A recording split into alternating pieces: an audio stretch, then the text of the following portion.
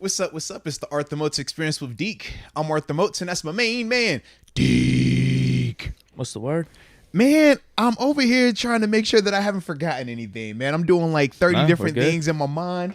To peel back the curtain, we was about to start the show just like, a second ago, and I didn't even have a microphone set up. It was the most craziest thing, man. But here we are, You were acting like me for a second. I definitely was and I was oblivious to it. We were just having this conversation. I'm like, yeah, man, dude, yeah, come on, man, we're gonna start it here, man. You ready? I'm ready. All right, cool. And I'm like, why are you holding that in your hand like that? That's what I kept thinking when I saw you holding it. I'm like, what's wrong with you, Deke? And I was like, oh, Trying to give it to you. I think that's mine. But here we are, though. So I have a microphone. I'm good to go. Feel good, man. It's a great day so far. Got a chance to play some golf this morning with my little man. Wow, no invite. Wow. No. I didn't get the invite. Stop it. I told you this on what was our Monday? I told you on Monday. I said, look, I said, me and my little man, we're gonna go golfing again on Thursday. I had already threw that out there, but I said me and my little man, and that's kind of where I'm stuck right now because I have like multiple people that I need to golf with. Multiple people. No pressure for me. That was a joke. No. It's no pressure, but it's like also you already played with me this year. So no, you but this is my. You said this year. Did you say this year? What I'm saying is, if you have other people that are more priority right now for you, like we already played a round of golf. And that was your first round of golf this year, right? But it was fun though. That was my thing. All right, you'll get me in the rotation more then. Right. Right. So I'm good with that. because to me, I'm gonna be playing a lot more frequently. My goal, like I said, is like twice a week. Whoa. Like that's the goal. I don't know if it's feasible. I really have I don't know what. Man, that's what I'm averaging. Maybe even a little less than that. Serious? Yeah. Okay. Because like we went on Saturday, obviously, which was fun, and then we went again today, and it was just I kind of like it during the weekday because it's less crowded. You're doing 9? Yeah, I was doing 9. Okay, that makes sense then. Yeah, you could. I think you could definitely do that. Then. Yeah, the 18 on Monday, I couldn't do another 18. I mean, I could, but I wouldn't want to. Yeah, but. Yeah, man. So it's like I have this list of people. It's like, yo, I want to play around because now that I have clubs, now that I'm actually like liking it, dude. I was even watching golf over the weekend, bro. Like I'm US in tune. Opens right now. You got to be tuning in this week. I'm in tune, bro. I'm in tune, man. And for those golfers that went out there to that live tournament to get that payday, I still don't hate y'all. Go get that bag. Got a little golf free agency in the building, baby. I love that. But yeah, man, this. It's like, yo, I gotta get back out there. So you're definitely on my list too. Like, spin the block and golf with again. Yeah, because like I said, man, it's fun. Like I'm really getting involved with it. It took me having my own clubs. That's what it was. I took my own clubs. Now it's like we got to do this. We do this. We're golfers now. There's no more excuses either. Oh yeah, it's not the rental club's fault. Like you could take your clubs. Yeah. On an off day, whatever. You go to the range and practice a little bit, and then be ready for your next golf round. So now it's just you own it. Yeah. The golf game's all on your hands. It's also good to me that I'm getting familiar with it too now. Where like when you using the rental clubs, it's like some of them are long, some short. It's like, man, is this a good brand, not a good brand? Whereas now it's like, yo, I know what I got. I feel good with what I got. Exactly. And hearing enough golf people say that you got good clubs is like, all right, I feel really confident. Yeah, in you my got good now, clubs. Man. I feel confident now. So yeah, man, it's been a good day for me, man. I've been vibed out, bro. So yeah. How about you, man? What's on your scene, Mr. 6'9", Mr. Freaky Dotson? We had to break it out today. Come on, man. You got me going, man. Not too much going on today, to be honest with you. Met up with some old friends for lunch. Wow, no invite? So I wasn't hungry after playing 9 holes? Really? I posted on IG. You knew when I was done. What time was it? What time were you done? I was done plenty early. Okay. Yeah. No. It was around 1 o'clock. Oh, that was perfect time then. Yeah, that's what I was saying. That's exactly what I was looking for. Wow. Yeah. Okay. In fact, we were in the drive-thru around I guess it goes both ways, right? The invite goes both ways. We were hungry. Me and my little man, 9 holes. How does it probably been too far away for you. It probably been like 25 minutes. Where'd you play at? Listen, man, you know how the car go, man. It's zoom, man. We there. It's whatever, man. I was ready. And you weren't even going to be on time. You know that. Don't be telling me, like, oh, man, it was 20 minutes away. I would have got there before you. You know this. I was 5 minutes late today. See, it wasn't bad. Come on, it wasn't man. bad. That's typical. That's not too bad. That's all I'm saying, man. That could have been me, man. You could have thrown me the invite. Me and you would have pulled up, man, had whatever you eating on. It would have been good, bro. Boneless buffalo wings. You don't think I like boneless buffalo wings? You don't think You definitely do. I don't. Do you like buffalo? You definitely like boneless wings. Yeah, I don't discriminate, but I'm and come on now, who wouldn't like buffalo? That's like the best flavor ever. Buffalo? You know my oldest KK, she got introduced to buffalo wings in Buffalo, and she to this day only orders buffalo. That's the only place. Buffalo. Yeah, I'm just saying, man. It's a classic flavor. Well, you still owe me up there. Yeah, I need to try the on, official man. buffalo wings. Come on, man. From Buffalo. Well, we got another date up there this year. Yeah. Yeah, that's mid-season, right? Yeah, October. Not as bad. We got a date up there anyways, man. Not as bad as week 1. We got a date up there. Yeah. Yeah, man. No, everything's good. It was pretty low-key day. I'm a little worried about this tornado watch, though. I didn't hear about this until now. Yeah, we got the My car might get taken up in this tornado. Got the severe thunderstorm, tornado watch going on. I'm hoping that the power cooperates with us. So if at any point in time within the next hour to 2 hours, we happen to go offline, just know it's a weather situation, okay? But somehow, some way, we shall persevere. It'd be like that movie, The Perfect Storm. I don't know if you've ever seen that before. No. George Clooney, about a fisherman, his little crew, they got to keep going out there to get the fish, this feed for the family, stuff like that. And it's this perfect storm, hurricane, all coming together. But they got their biggest score ever. Now they can turn back, or they can keep going and add more and more and more. You already know which one they decided to do, which is why it became a movie, because they didn't make it back. So, with that being said, man, we're going to keep pressing through this thing, all right? Because we have us a nice little spot right here, and we're going to hopefully have a better outcome than the movie The Perfect Storm. So, with that being said, let's start this show the way that we always do, baby, with a shout out. So, let us know where you are tuning in from. We'll give you those big boy shout outs, and after that, we will get this show on the road. All right, we got Colton Choi Fu, Honolulu, Hawaii. Let's get it. That's nice. Bro, man, I need to go to Hawaii. I'm telling you, man, we've had a couple people talk about Hawaii on this show, man. When I go to Hawaii, whenever that is, man, I'm calling y'all up. Yeah. I'm just saying, man. You got snubbed during COVID. I did, bro. It's crazy. Kenneth Moses, 757 Virginia Beach. The Korea. Deke, when's the band coming to the beach? Yeah, bro. What's the name again? That'd be a kind of cool gig. Where can we book you at? You go through me. Oh, my God. For contract purposes, we need to put a name on it, like on the billing. You know what I mean? Who? I understand.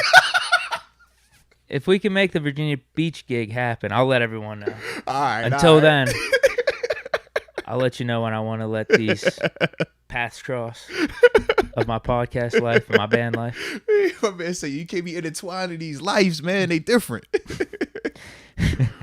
We got, hold on, Jar Devil, 310, San Pedro, California.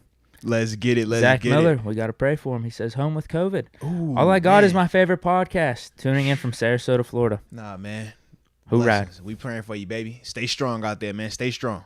Jacob Alessio, 919 NC in the house, as always. Brandon Clark. Hold on. You said that was Jacob, right? Yeah. He also said, blazing that death step pack, way too strong. Lord, that sounds real aggressive. Sounds something very intriguing also, man. Yeah, man. Might have to call you up after this, man. I don't know about that one. The death step pack, man. What is that? But Lord, I don't know. Do I want that? I don't know, man. I might want that one. You should try first, though. No, I'm good. No. I'm good. You're good? You sure, man? I'm good. I mean, what's it called? Death Step Pack. The pack. Okay. Yeah. I'm guessing he's talking about flour then. Yeah. I was going to say, if it was like a cookie or an edible, I will have a little bit of it to start off. Yeah.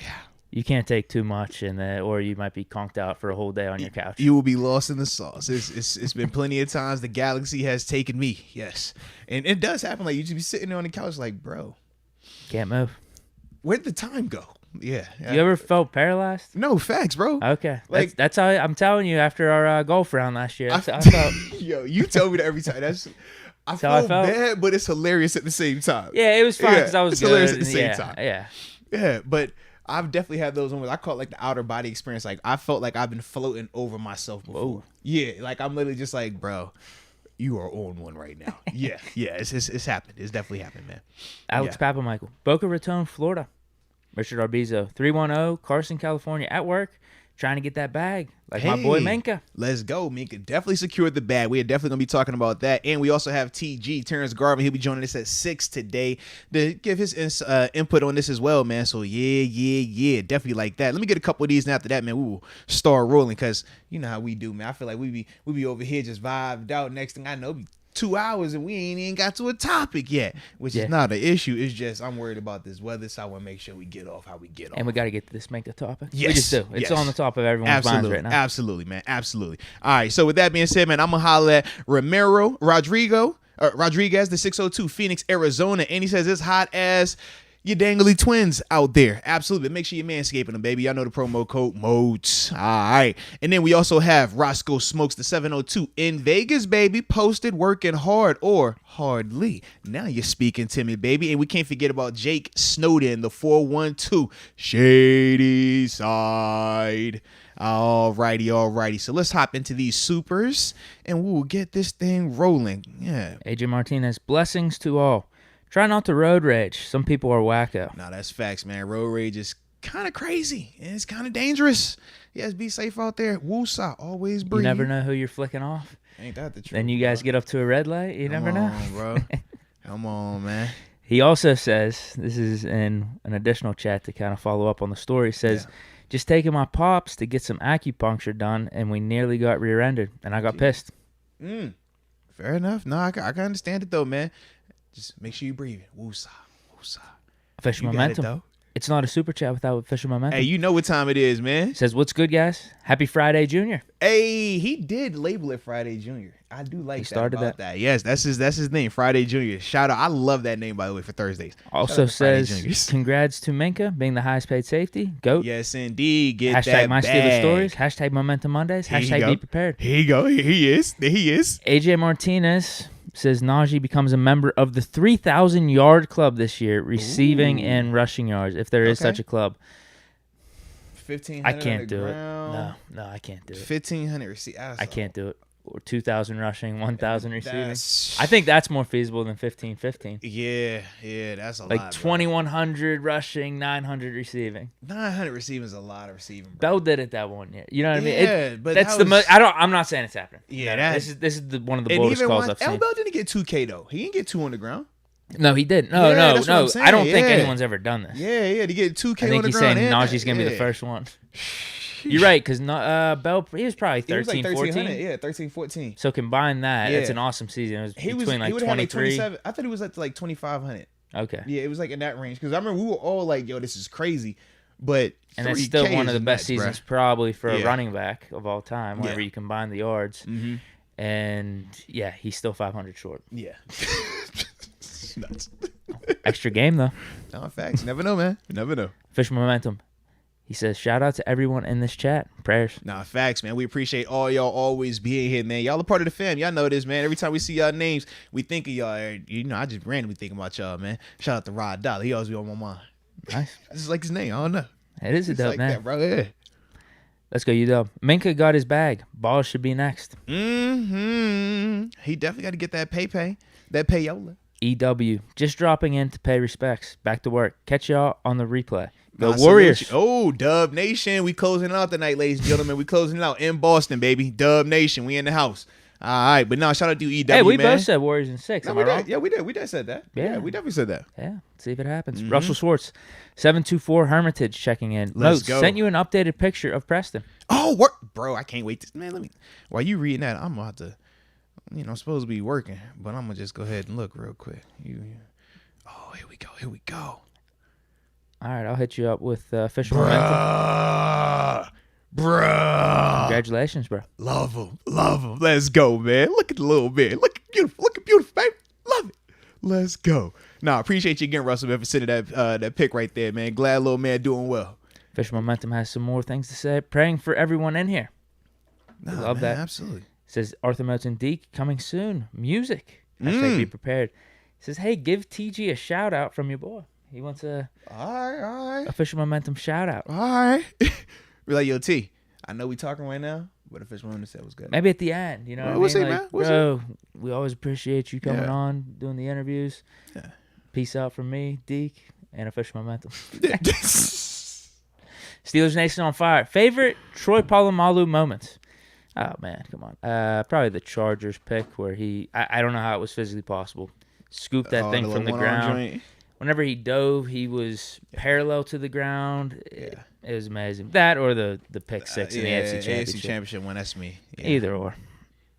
Cal Monier says, what's good, fellas? Deke, I love the jersey. Heading to my little brother's graduation, so I'll catch this on Spotify. Shout out to Omar. Celtics in 7. Ooh. He still has faith. Celtics haven't lost. I mean, this is the first time losing back-to-back since they said March. Haven't lost 3 in a row. Could this be the night? I mean, and they've pulled some shit out of their ass before this playoffs. And if they win, they've been one of the streakiest teams of all time. But all they have to do is just stop turning the ball over. If they protect the ball a little bit better, man, they win a lot of these, I think. I think it's a different series right now, but they turn it over a lot. Corey Hewins, would you take Jacoby Brissett over Mitch? No, hell no. I'm good on him right now. Yeah, I'm cool. I'm rolling with Mitch. I'm good. No, I'm good on that. Yeah. Loso Scotty, Mitch's stats: 4,300 yards, 28 touchdowns, 5 picks, 12-6 record. I could see it. Nice. I could see it. Nice. Unfortunately, that would mean Pickett's not playing. No, he's gonna get a game in. No, he's not. He's not gonna get a game in. 12-6. Yeah. I don't think that's possible though. Yeah, I was thinking the same thing. 18 games. We got too much. Yeah, I was like, this math ain't working. This math ain't mathing right now, man. So we'll, you know what? We'll give him the benefit of the doubt. He's thinking 12-5. We'll knock off the loss. Yeah. Instead of making it 11-6. Well, I'm gonna say that that's a bad season because he didn't get 30 touchdowns like Deke. No, I think 2 or 3 on the ground. He forgot to mention the Deke rushing. promised me 30. I would say, yeah, I need some type of 30. If I don't get 30, I'm mad. 30. Hey, how about this? If we do make quarterback switches, though, are you going to give me 30 touchdowns from all the quarterbacks combined in all 17 weeks? Oh, my gosh. If all 3 play, yes. No, not all 3. What okay, if Kenny and Mitch? If 2 of them play, yes. Sure. Yeah, that's all I'm asking for. Yes, like the combined quarterback stats. Yes, they have to be. It's going to be 30 touchdowns this year. That works. That'll work. I appreciate that. All right, we got Josh Blanchett. Says, shout out to my boys up north. Planning a trip to Hines during the season and just curious, what's the must-see games this season? Here we go. Anytime Baltimore comes into town, that's always must-see. That's a late one, too. Yeah. Tampa's coming here. That'll be one of those crazy ones. Yeah, maybe Brady's that might last season, last time in Hines. Yeah, so that's going to be nuts. Cleveland low-key, but... Oh, yeah. Yeah, Cleveland... that's going to be like the last game, right? Know, isn't it? Yeah. That's the only thing. The first one's going to be the one to go to. Yeah. But Thursday, week 3. Yeah. But a lot of it still, I feel like, hinges too on what their quarterback situation looks like. No, you're right. That could be one of those ones, though, man. Cleveland's always just insane. And then, I mean, if you want to see, the AFC representative for the Super Bowl, Cincinnati works too, man. Honestly, any of the division games are always nuts here. That's Cincy won Sunday night, I think. Yeah, that'd be a big one. In time, November. Like, that's going to be crazy. It's going to be cold enough. That'd be a good one. That'd be, I like that one. That might be tops on the list. Yeah, I like that one a lot. What's the best away games? Obviously, Buffalo is gonna be nuts. Miami, if you're talking about just like that's like LA last year. Yeah, that'd be like LA. Yeah, so I would say Buffalo. If you want like just like a crazy game, I would say Buffalo. If you want the LA feel, like how we talked about with the tailgate and the fans and stuff like that, Miami will definitely give you that. What are the other ones? Panthers, Atlanta, 100%. Atlanta's gonna be like how Cali is. Maybe like not even not Arizona. Yeah, it'll be like Arizona, but in terms of like just the masses of Steeler fans being there, Atlanta definitely has that 100%, man. 100% on that one. Yeah. I think there's one on the road at Indy. Yeah. That one, yeah. Indy's cool. I think it's a Monday night game. Spot. Could be wrong on that, but. Yeah. I don't really. I would like. I don't recommend going to a division game personally. Like it get a little dicey. Yeah. The Philly one sounds intriguing. Also, the Browns one we were talking about sounds intriguing. You can't deny that. The Thursday night, week 3. But it's like, bruh. You seen what it was like in Cleveland on a Thursday. We done that. It's gonna be even more heated now. Yeah, we would have seen what that looked like. It's man. Like that was with us having Mason. Yeah, we'd have seen what that looked like, man. Now we got a really good defense. Yeah, that get a little dicey out there, man. They have playoff aspirations as well. Yeah, you thought it was heated beforehand. Fish Momentum says 13-4. Steelers will be winning the Super Bowl. Hashtag LFG. Let's get it. All right. I'm going to get this one. After that, man, we'll start that first topic because it already is 5:30. And I just want to make sure. All right. I passed up one on him. Fish Momentum. He says, shout out real quick, Maurice Myers. And then Josh Blanchard also says, let's get those likes up. Oh, facts. All right. Absolutely. Yeah, get the likes up, man. Hit the like button. If you're not like the video just yet, make sure you like the vid. If you're not subscribed just yet, make sure you subscribe. And make sure you ding that little bell so you can be notified. All right. Now we're good. But we do have Colton Cho Fu joining the upper room. So Colton Cho Fu, welcome to the upper room. Yes, indeed. Yes, indeed, baby. We greatly appreciate your support, man. Yes, indeed. All righty. So let me pull up this first one because you know what we on, man. We had some new money. Got new money in the house. Yeah. Shout out to the homie Minkah Fitzpatrick, man, signing his new and improved deal. Still said it was officially 5 years, but it's a 4-year, $73.6 million extension, $36 million guaranteed at signing. Officially making him the highest paid safety in the league. He gets $18 million per year. And, man, my initial reaction to this, amazing deal for the Steelers. I kind of feel like he's a little underpaid still. That's what Vince Williams said. I feel like he's a little underpaid, man, when you talk about him for 18, but definitely love the deal. I think that he deserves to be the highest paid safety. I think that his talent, his smarts, his productivity since he's come here, we can directly point to his impact, and we can see and feel it passes the eyeball test. It passes the stats test. It passes everything you want. He is the prototypical safety in the NFL. So when you talk about, you know, him getting paid what he got paid, I loved it. But I also love the fact that for Omar Khan, with this being his first opportunity to negotiate a deal, that he got ahead of it. He didn't wait until the end of training camp. He didn't do how it was with TJ or how it's been with a lot of other players here in Pittsburgh, where it takes a week or two of training camp. You see those guys there, but not practicing. We see the hold-ins.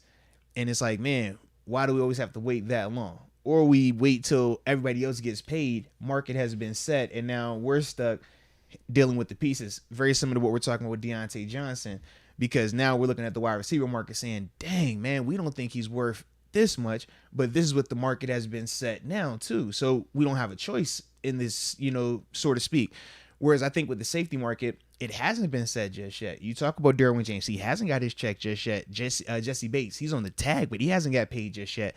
So with that being the case, you pay Minkah ahead of time. You set the market. So him getting 18, that's great. He's the highest paid safety. Now, Derwin might come here and get 20. But, hey, Minkah, you already got your deal done now. We don't have to worry about paying you that. We don't have to worry about that conversation of, dang, well, Derwin got 20.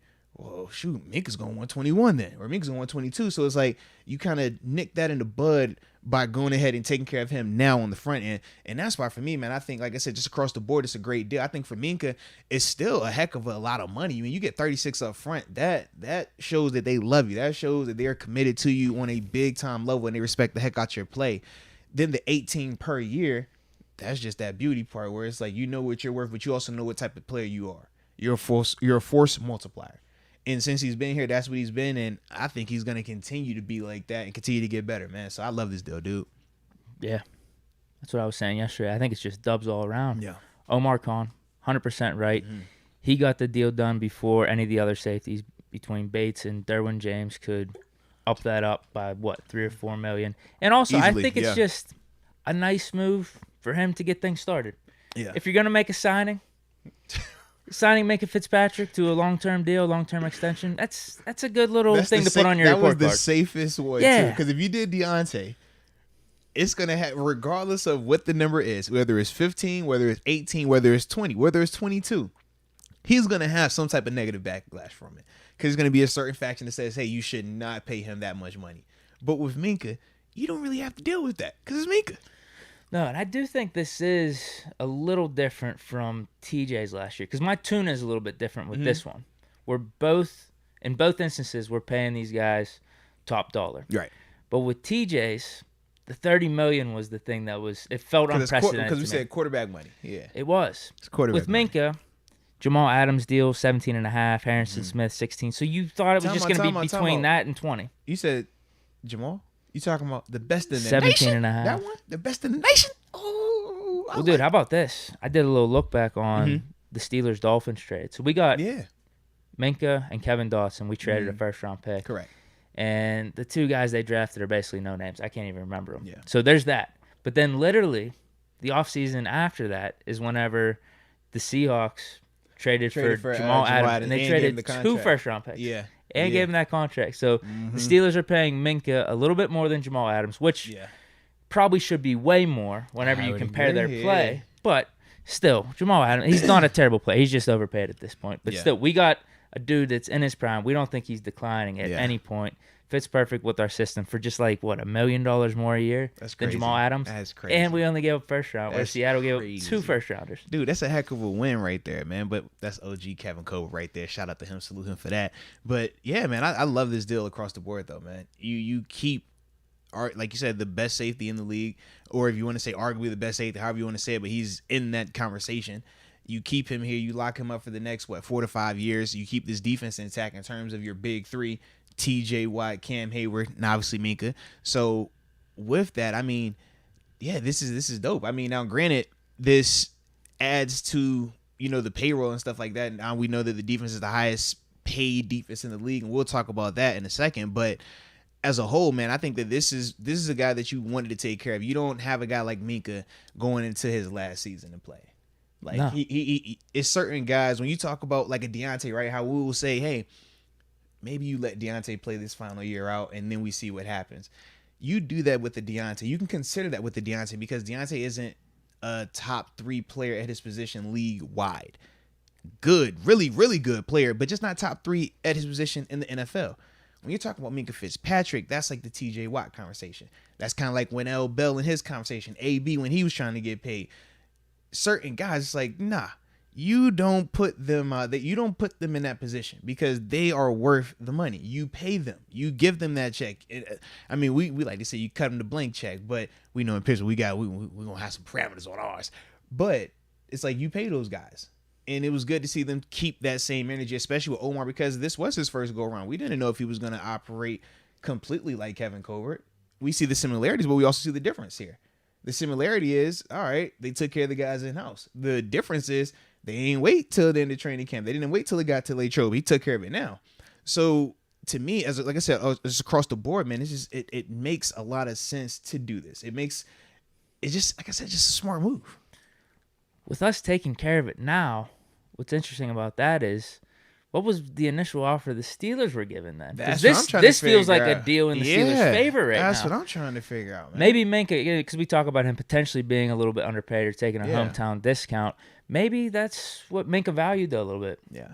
Give the Steelers some extra money to spend on the defense. I already got my money. I'm highest paid safety in the league. What else do I really need? Because 18 a year at 36, it's all on what you want, And I'm trying to think, so he'll be what, 29 then when this is done? How old is he now? Probably 25, 26? This dude's 25 right now, right? Yeah, then it's 29. That's what I was thinking, yeah. 25 plus 4, 29. Is he 25? I thought you were checking to see if he was 25. I thought he was 25. Yeah. He is 25, yes. Yeah, okay, so yeah. Turns 26 in November. Yeah, so you still have another chance to hit him again.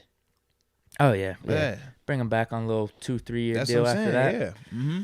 Who knows? Maybe he's still playing awesome. Yeah. You give him even a 4-year extension at that point. Yeah. Safeties can age pretty well. No, absolutely, man. Absolutely. And because he's such a smart player, it helps his game so much. Like, the athletic ability makes him the elite player that he is, but his mind is what makes him just a regular good player because he knows where to be. He's always in the right position. He's always ready. You hardly ever see Minkah out of position. You hardly ever see Minkah blow an assignment.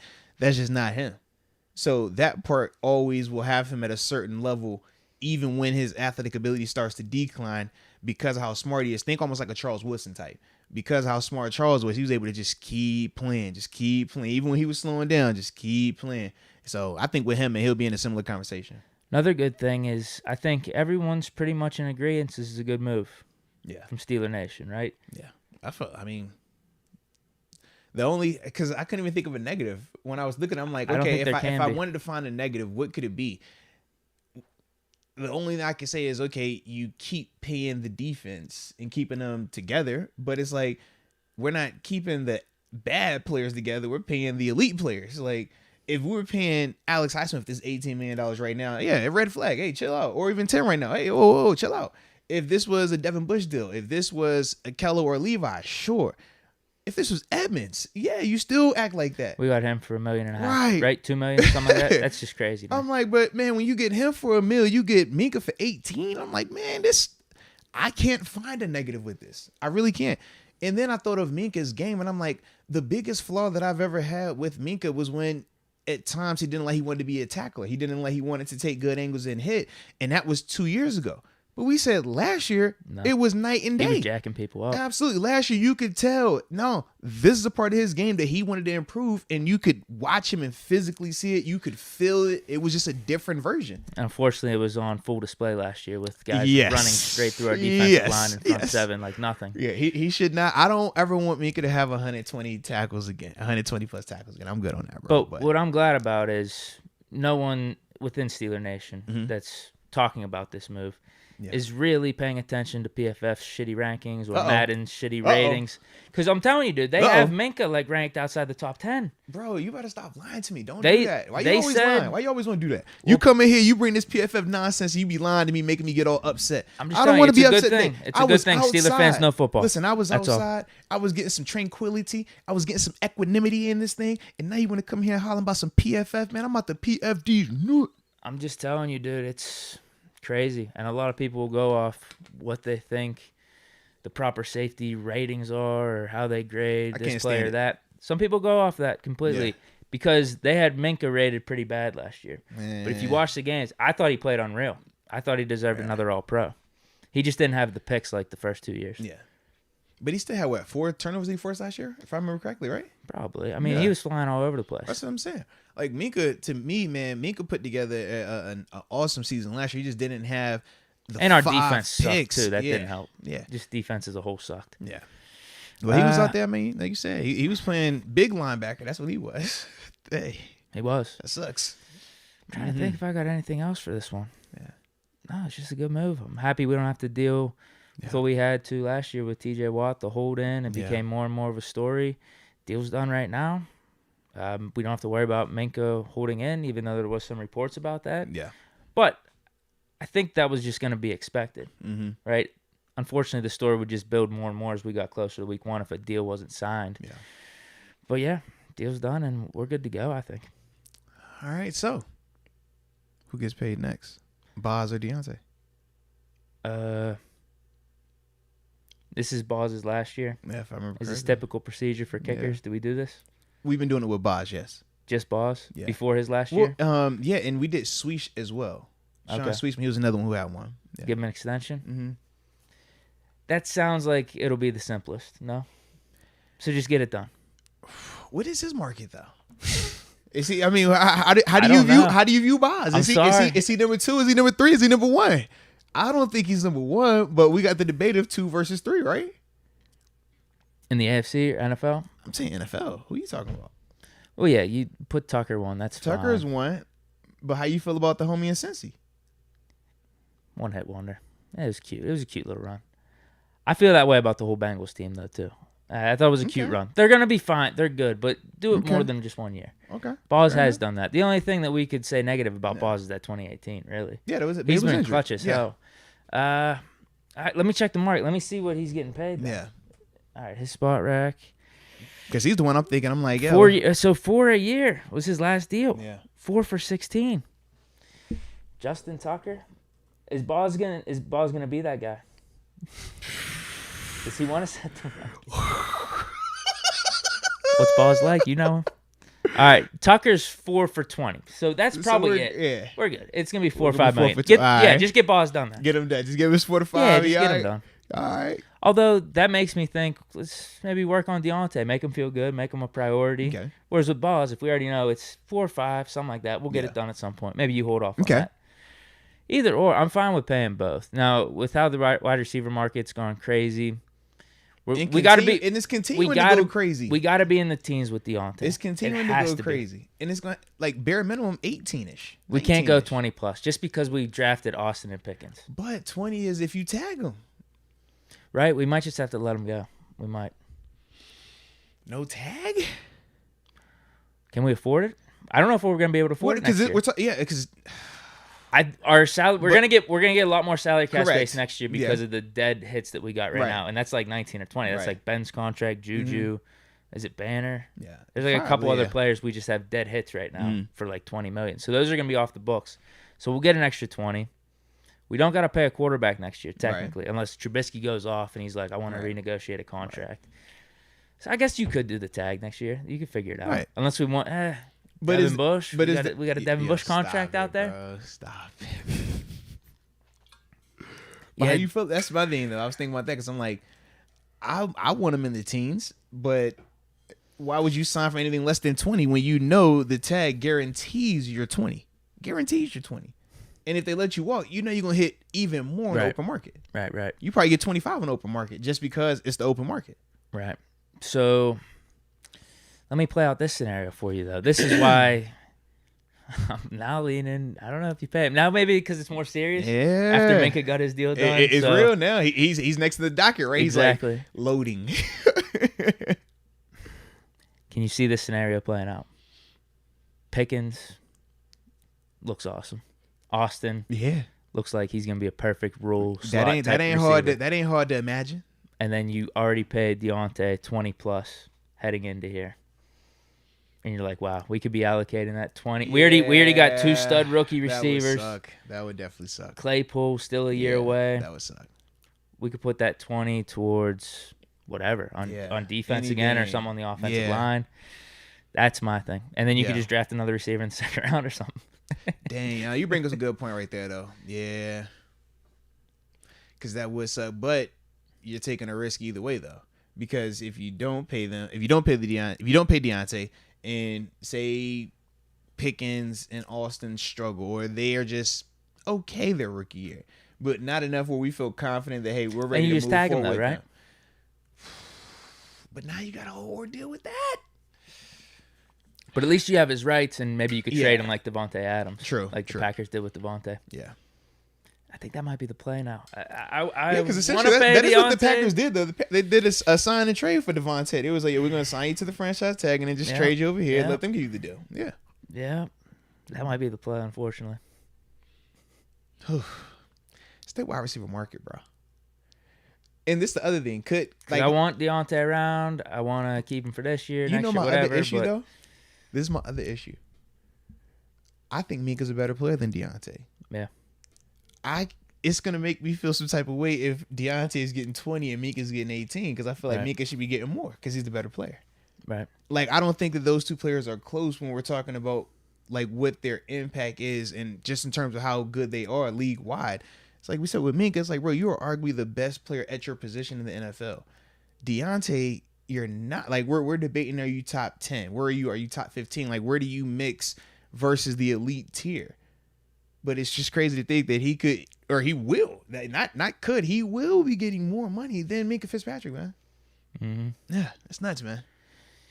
I guess the only way it makes sense for the Steelers if it's like a $17 or $18 million deal for something years and it's, decent guaranteed money. So at least Deontay can say, I got some security for multiple years as opposed to just playing on the franchise tag. Yeah. But that's tough when it's, $7 maybe million less than some other wide receivers out there that you think you're better than. Yeah. Who's getting paid next though? Might be Boz now. We just literally came full circle. It's Boz, baby. Boz will get that check. I was like, Boz, yeah, but we already know what his deal is going to be. It's 4 or 5, right? Take your time with him. So man. Now it's going to be Deontay. Are we sure about Deontay though?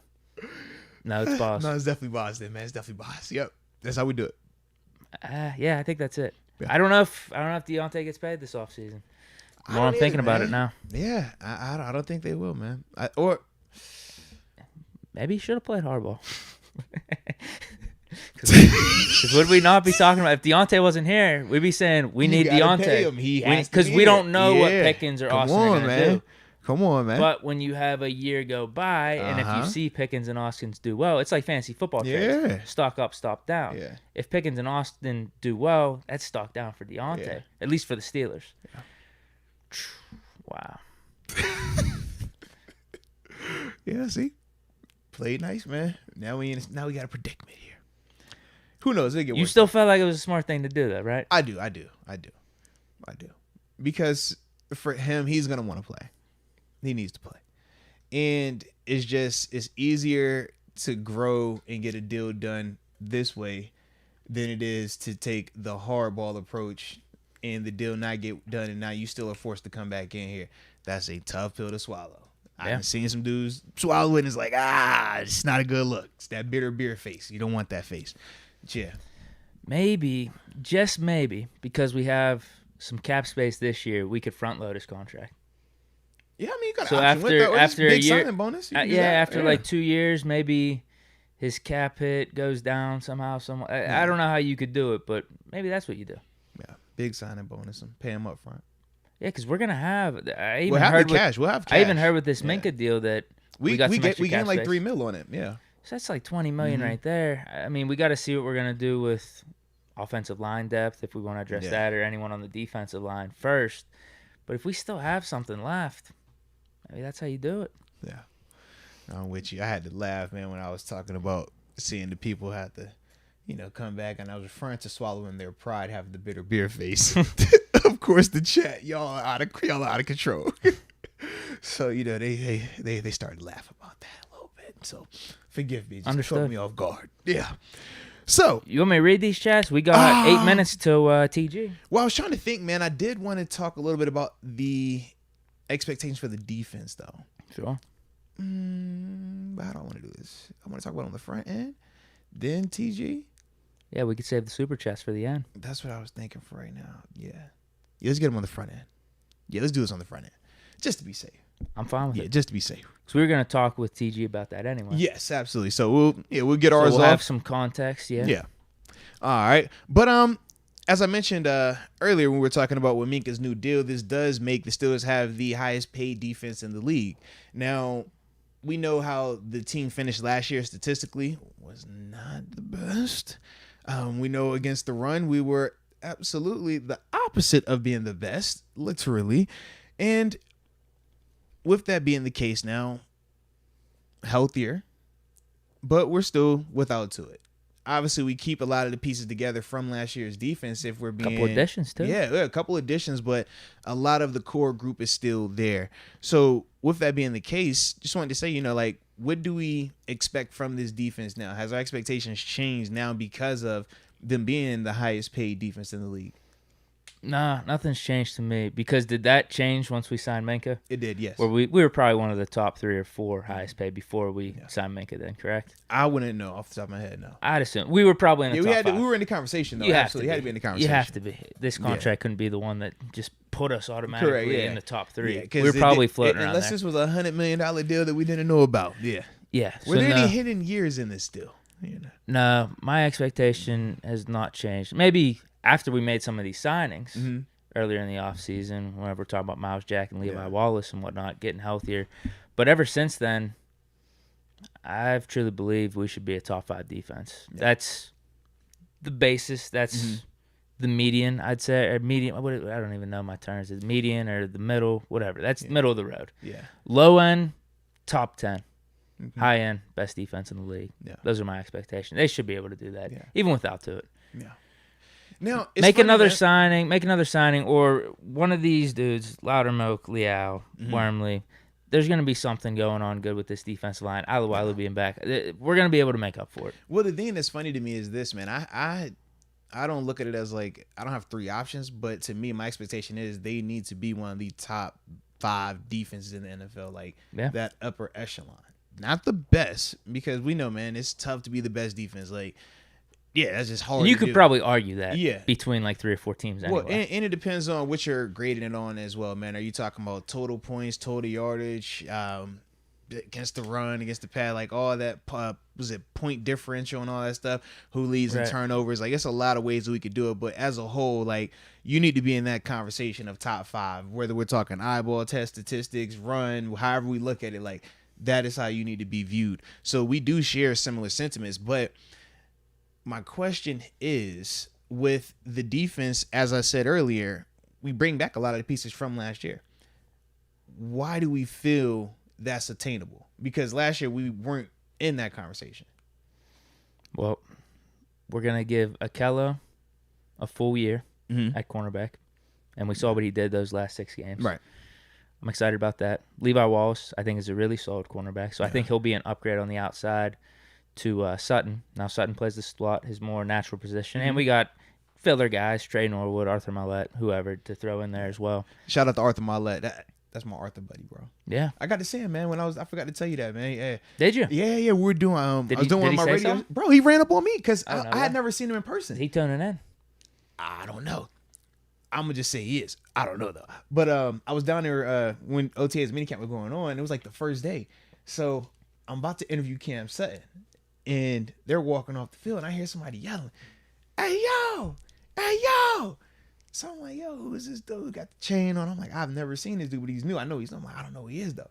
So he runs over and he's like, "Yo, it's my Arthur brother right there." And I was like, "Oh!" Arthur as soon as he said it, as soon as he said it, click. I'm like, "Yo, that's Marlette." Dapped my bro. It was an awesome fit. I haven't dapped up an Arthur M like since my dad, bro. Yeah, it was pretty cool. Pretty cool. I was like, yo, man, salute us Arthur M's in the building, man. So yeah, I kind of want him to continue to do well. I'm just throwing it out there. Yeah, he did fine for us. Yep, just throwing it out there. I need him to do well now, man. I'm on his team. Bro. So I think secondary improved. Linebackers can only be improved, but. Now we bring in a guy we're talking about. Are you jinxing it by saying it like that, man? Because you said that about the offensive line a year ago. No, but come on. Come on. No. Come on now. Listen. You said the same thing verbatim last year. I get it. But the offensive line was more unproven last year, at least. You could say that. And I was like, you know what? I see some potential in these guys. Miles Jack is very proven. And we're getting Devin Bush, who we had all of last year, and probably his worst form. Come on. That can only go up, right? A year removed from the ACL as well. Linebackers should be much improved. Should be very much improved. You said much improved. Huh? Brian Flores in the room, too. Now, I bring up Brian Flores. I was going to bring up Terrell Austin. Yeah, he has experience as a defensive coordinator, too. I know he does, Just new vibes in the defensive room right there. But linebackers improved. Cornerbacks improved. Safeties were fine. Hopefully their workload is a little bit lighter this year in terms you don't want 128 and making like 90 tackles on 10 the other yards end, past the line man. of scrimmage Come and on. stuff. But yeah, Minkah, we know who Minkah is. Terrell Edmonds has only been getting better. Defensive line, I think, is the big question mark. But we're getting Alu back. Cam Hayward is aging like fine wine. So we're just really looking at that last spot between Wormley, Loudermilk, and Liao. There's talent there. There's a guy in Wormley, can get maybe 6-7 sacks for you, be a little staple. And there's some upside. Loudermilk, Liao, like I said. So we'll see. I think that's the reason for optimism with the defense, even though we do have a lot of the core back. No, I can respect that then. Healthier, and we made some really nice additions too. Yeah, because I think for me, man, my two biggest hangups is just, like I said, that D-line spot opposite Cam.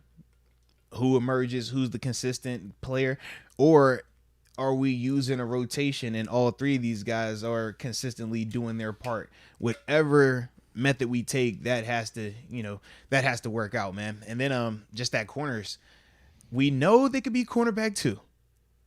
Who's gonna be cornerback 1? That's what we were waiting to find out. My money's on Akella. I hope you're right. I just, I get nervous every time you pick a horse in a race. Cause I get it, but there's way more reasoning behind this than Pierre, though. I got to see 6 solid games from Akella. This is true. Didn't get burned in any of those games. Had 3 picks, critical picks too, playing with a ton of confidence. Whereas Pierre, all we got to see was him turn his hips against the Browns in the wild card. That was it. But I got excited. What can I say? I got excited. Yes, this is fair enough. This is fair. Yeah. You spoke highly of him. Maybe not to the degree I was hoping, but other people are speaking highly on him too, at least. Yeah. I ran with it. What can you do? It happens. Witherspoon. And he still is a good player. He's going to have his moments, and he did even last year. Some special teams plays too. Right, but it's just as a whole, like, he's limited in certain elements, man.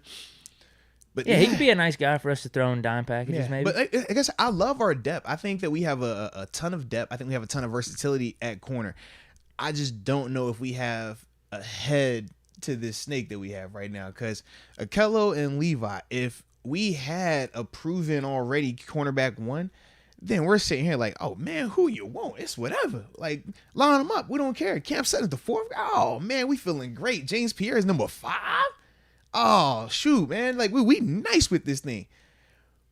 But right now, we're trying to see, okay, is it Akello or Levi? Are they that guy? If they're that guy, then this is great. But if they're not, now we're back in this situation. And we should have signed James Bradbury. Right. That's what we'll be saying. That's the part for me where I'm just, and this is one of those things you just got to wait and see, And this is, the optimism is still there. The alumni in me is still there as well. But that's the part when we're just like being, just like taking that step back and just looking at it. That's kind of how I feel. It's just like, man, are these guys going to really be able to step up to that level? Because if they do, great. But we know how many corners have tried to do that. We've tried drafting guys to do that.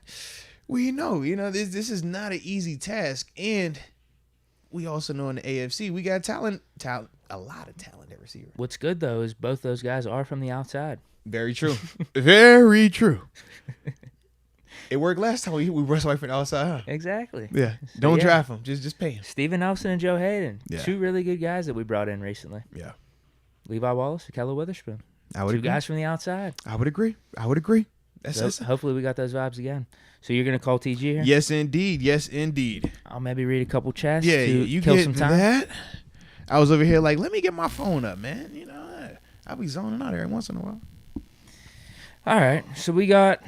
What we got? Freaky Deaky? Yeah, because we had an upper room member, right? So we got Let's Go UW. Says, shout out for my DC in Wyoming, cracking top 50 in all of college football. Let's go. Oh, I seen these lists. What are you talking about? There's lists floating around on Twitter where they rank the top 50 coordinators in college football. They probably have a top 50 coaches one too, but neither of Pitt's guys made the top 50 from what I remember. Gotcha. I glanced through it real quick. Okay. But you know what? There was one of these lists. It's the same people. It's these like Excel spreadsheet lists. They did like top 50 running back duos in college football. They gave some respect to Pitt. They had like Dion Lewis and Ray Graham, and I think they're top 20 or top 25. Did my dog Scott McKillop, did he make the list? No, I didn't see a linebacker list. Oh, man. I just checking. I don't even know what Twitter site that is or who's doing it. I just see these Excel spreadsheets pop up all over the place. Okay. All right. And they said something with the mics too, bro. Yeah. What happened? They said check the mics. Can they hear us? Oh, they said we're good now? Oh, they said it was static. It probably was when we were first plugging everything in. Now we're good. Okay. All right. Cool. Let's call up the homie. I'll say one more. Steeler Nation on fire. Shout out to Dobbs. Go get that starting job. If he beats out Brissett? He's got a chance. I do think he actually has a chance against Brissett.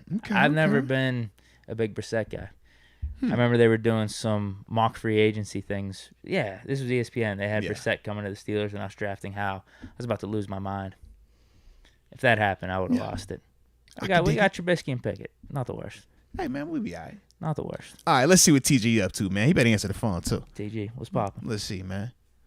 He big time now. He went golfing and everything.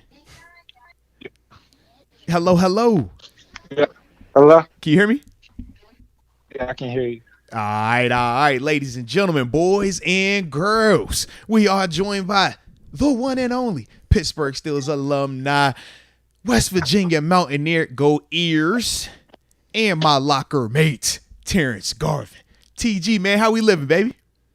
I'm feeling good, man. I'm about to move around. Let me get to a better reception. Yeah. Get that reception popping, baby. Yeah. Can you hear me? Hold on. We got a little light in the end of the tunnel. Let me get to a better reception real quick. Yeah. Just so you can hear me better. Oh, there we go. I think you're good, bro. There we go.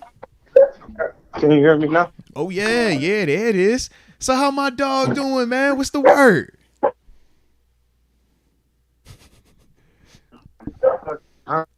Hold on, I lost you.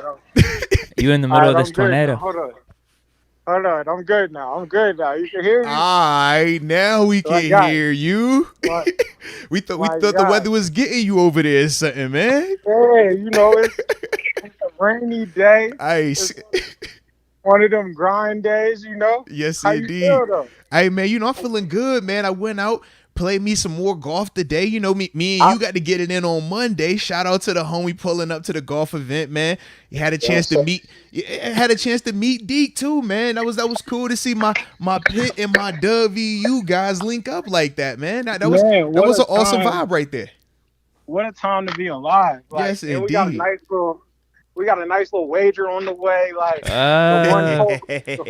Moats was telling me you got that Jordan mentality, though, when you're out on the golf course. Hey. Bro, I got that Jordan mentality out there. I don't know if that's going to be enough for the shot challenge, though, unfortunately. I'm going to lose anything out there, Yeah, man. I'm excited, man. I saw you. I told him, I said, yo, you're a clutch performer. I said, man, Think of you like, how Klay Thompson be at times. He could get cold and it's like, yo, what's going on? But when he get hot, when it's game 6 Klay, game man. 6 Klay. That's my man. Klay. I like to compare me I've to. seen game 6 TG. I've seen him come back. I've seen him say, you know what? I'm going to bump and run twice right here to get in position. And then after that, I'm going to lay it up on the green and I'm going to finish this putt in 2. I've seen him do that. I walked next to the man when he did it.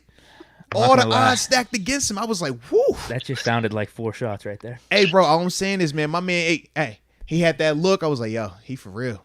He for real, for real. Mm-hmm. Man, I was trying to win. Moats had to calm me down a couple times. Hey, Deke, my man TG, he missed a shot. If he had a bad shot, I'm like, yo, it ain't that deep. Just get back in the car. In the cart, we're going to drive up. Don't worry. He wanted to walk.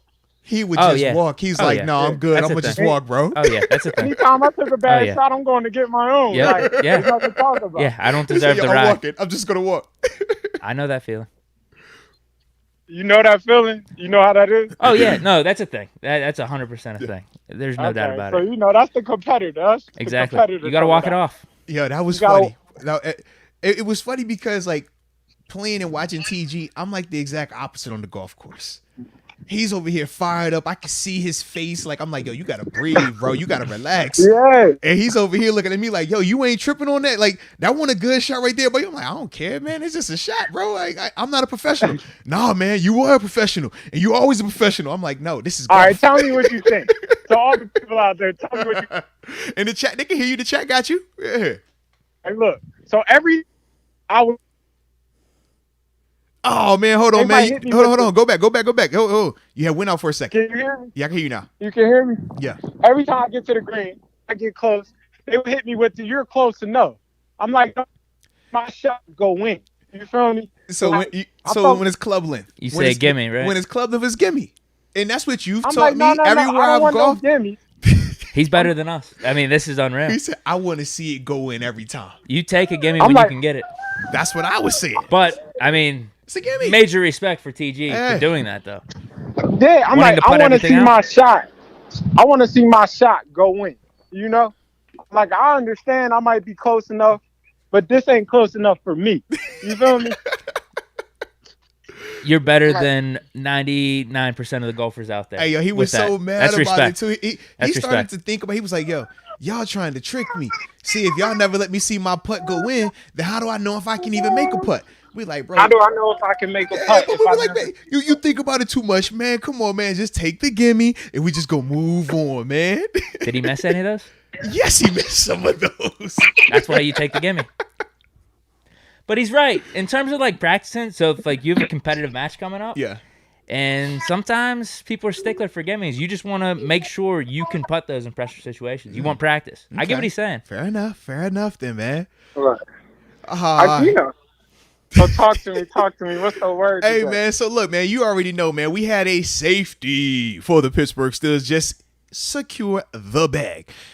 Minkah Fitzpatrick, 4 fools at 73.6. 36 guaranteed up front for signing. Officially the new highest paid safety in the league, $18 million per year. How you feeling about that one? I love it. I think honestly, I think it's a great deal for Minkah. I think it's a great deal for the Steelers. You know, like, I think honestly they got, I don't want to say a team-friendly deal, but I think a little bit it came team-friendly. Like, they didn't have to kill themselves to get the deal done. Mm-hmm. They got the deal done. And it's like everybody's happy, you know. Everybody's happy. He's not a highest paid safety in the league, which is well deserved. You know, hey, it's a good deal. They didn't kill themselves. I think they still got enough room to go get Deontay straight. Mm-hmm. So it's like it's a great business deal. It's Omar's first deal getting done in a sense as the GM. So I know he should feel good about that. So it's like it's a great deal. I think it's good for everybody involved. You know. Now, with the 18, though, do you feel like he should have got more than that? Or is that enough for him? I mean, it makes him the highest paid safety, you know? And so he needs just that label, the highest paid safety? Yeah. I think just the bragging right of saying highest paid is more than enough. You know, like, I just think that market in the safety position is just so minimal. You know, like Like them boys really not. I'm a safety at heart, so I always big safety over here. I hear you. Yeah, I hear you. I rally with my dogs, man.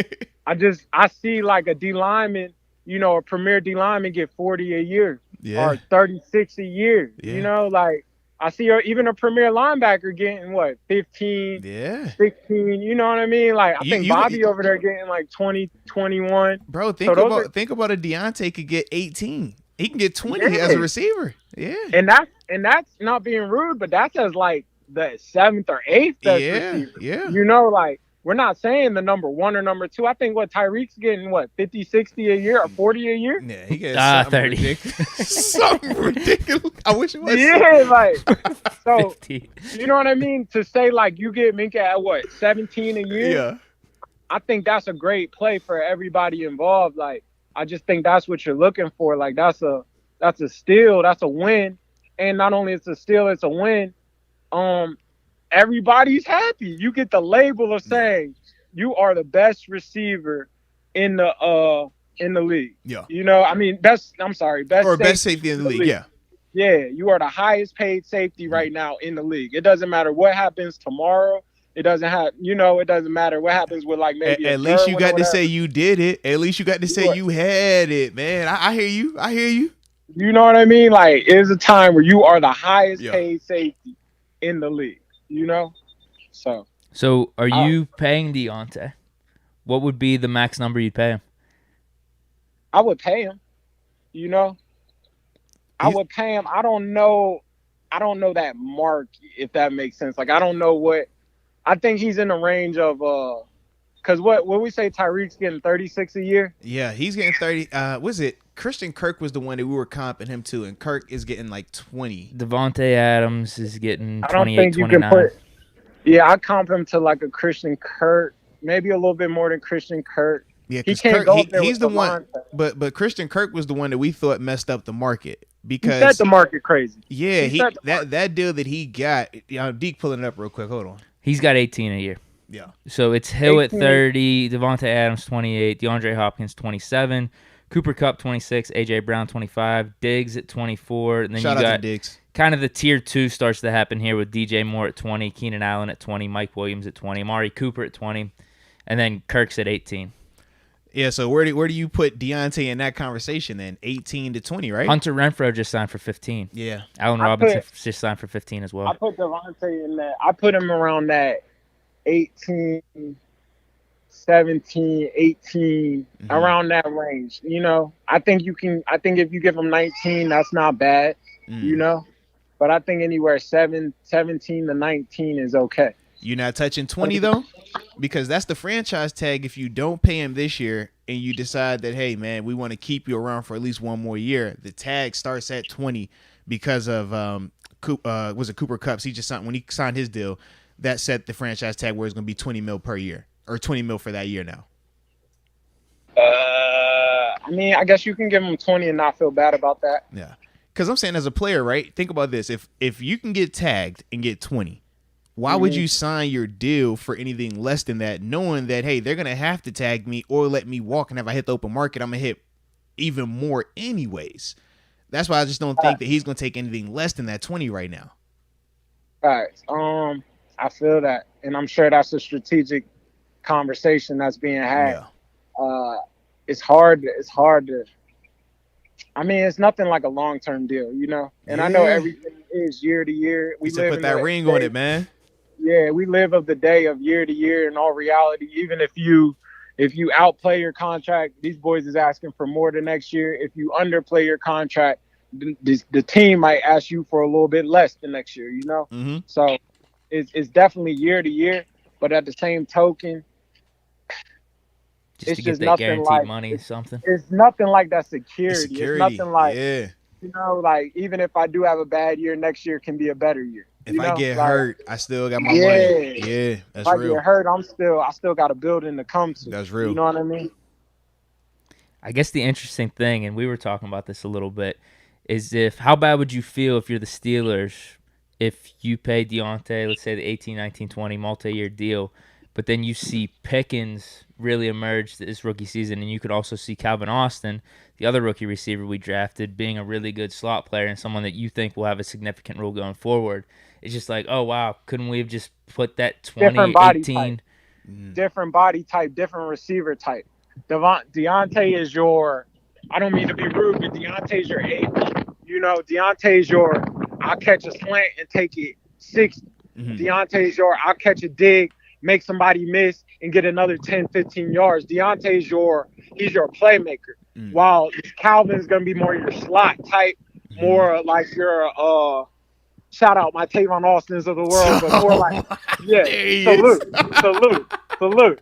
He's more like that Tavon Austin, bro. You gotta stop. We hope this Austin's a little better than him. I was about to say, man, don't you put that on this man, bro? Stop. You know I had to do that.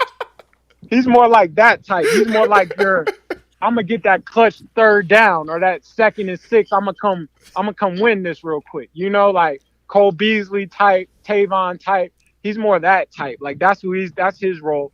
And the young boy, he's more that big receiver. Yeah. You know, equivalent to a Martavius back in the day. You know, like more he's more that nostalgia. Yeah. Throw it up on the goal line if we need to. You know what I mean? Okay. Like 3rd and 6. Hey, I'm gonna hit you. Let's catch this. Like, let's catch this.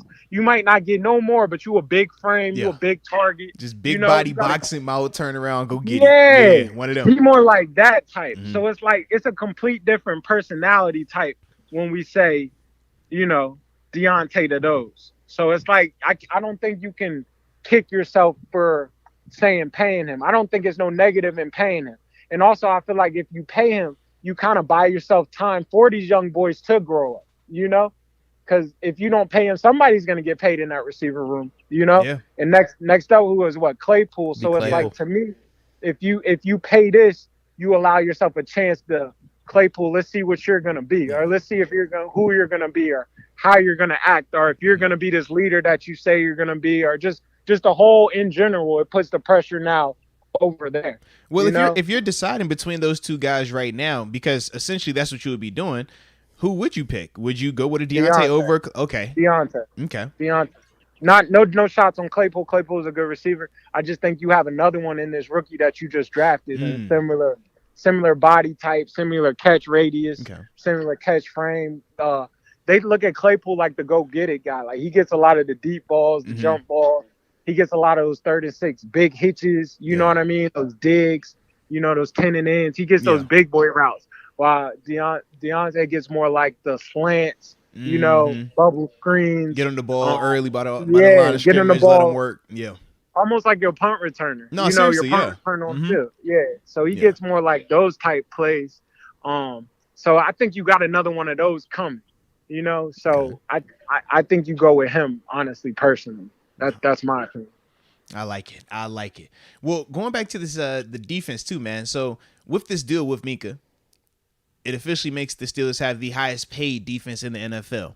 Now, we know they weren't the best defense on the field last year. Statistically, they were the worst against the run. That's been talked about all offseason. Everybody knows this. But with this high payroll now, with them having officially the highest paid defense in the league, what are your expectations for them this season? I think the plan was, and I think we've said it all summer, and they've told us this through their accusations, they're going to run the ball and they're going to play defense. That's the plan. You know, they went and got a linebacker. They drafted D-line. They paid the safety. They got that shirt up. You know what I mean? They got the defense happy. You know, you got TJ Watt happy last year. You got Cam in there happy. You know, they waited on Tuitt, but they drafted just in case. You know, they brought back a couple positions on defense. They went and got the corner position a little bit comfortable for the year. You could say that. So I think the name of the game this year is to run the ball. Because like I said, they went and got that O-line straight, and they got this big draft pick, this first-round draft running back last year. They said, that's my girl. I love her.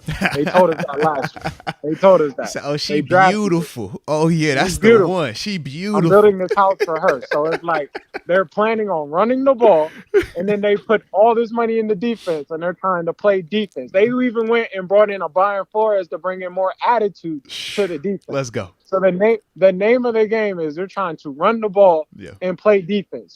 But they want to choke you out. They're trying to get out of building 24-21, 24-17. They don't want games to be 48-35. They're not looking for that.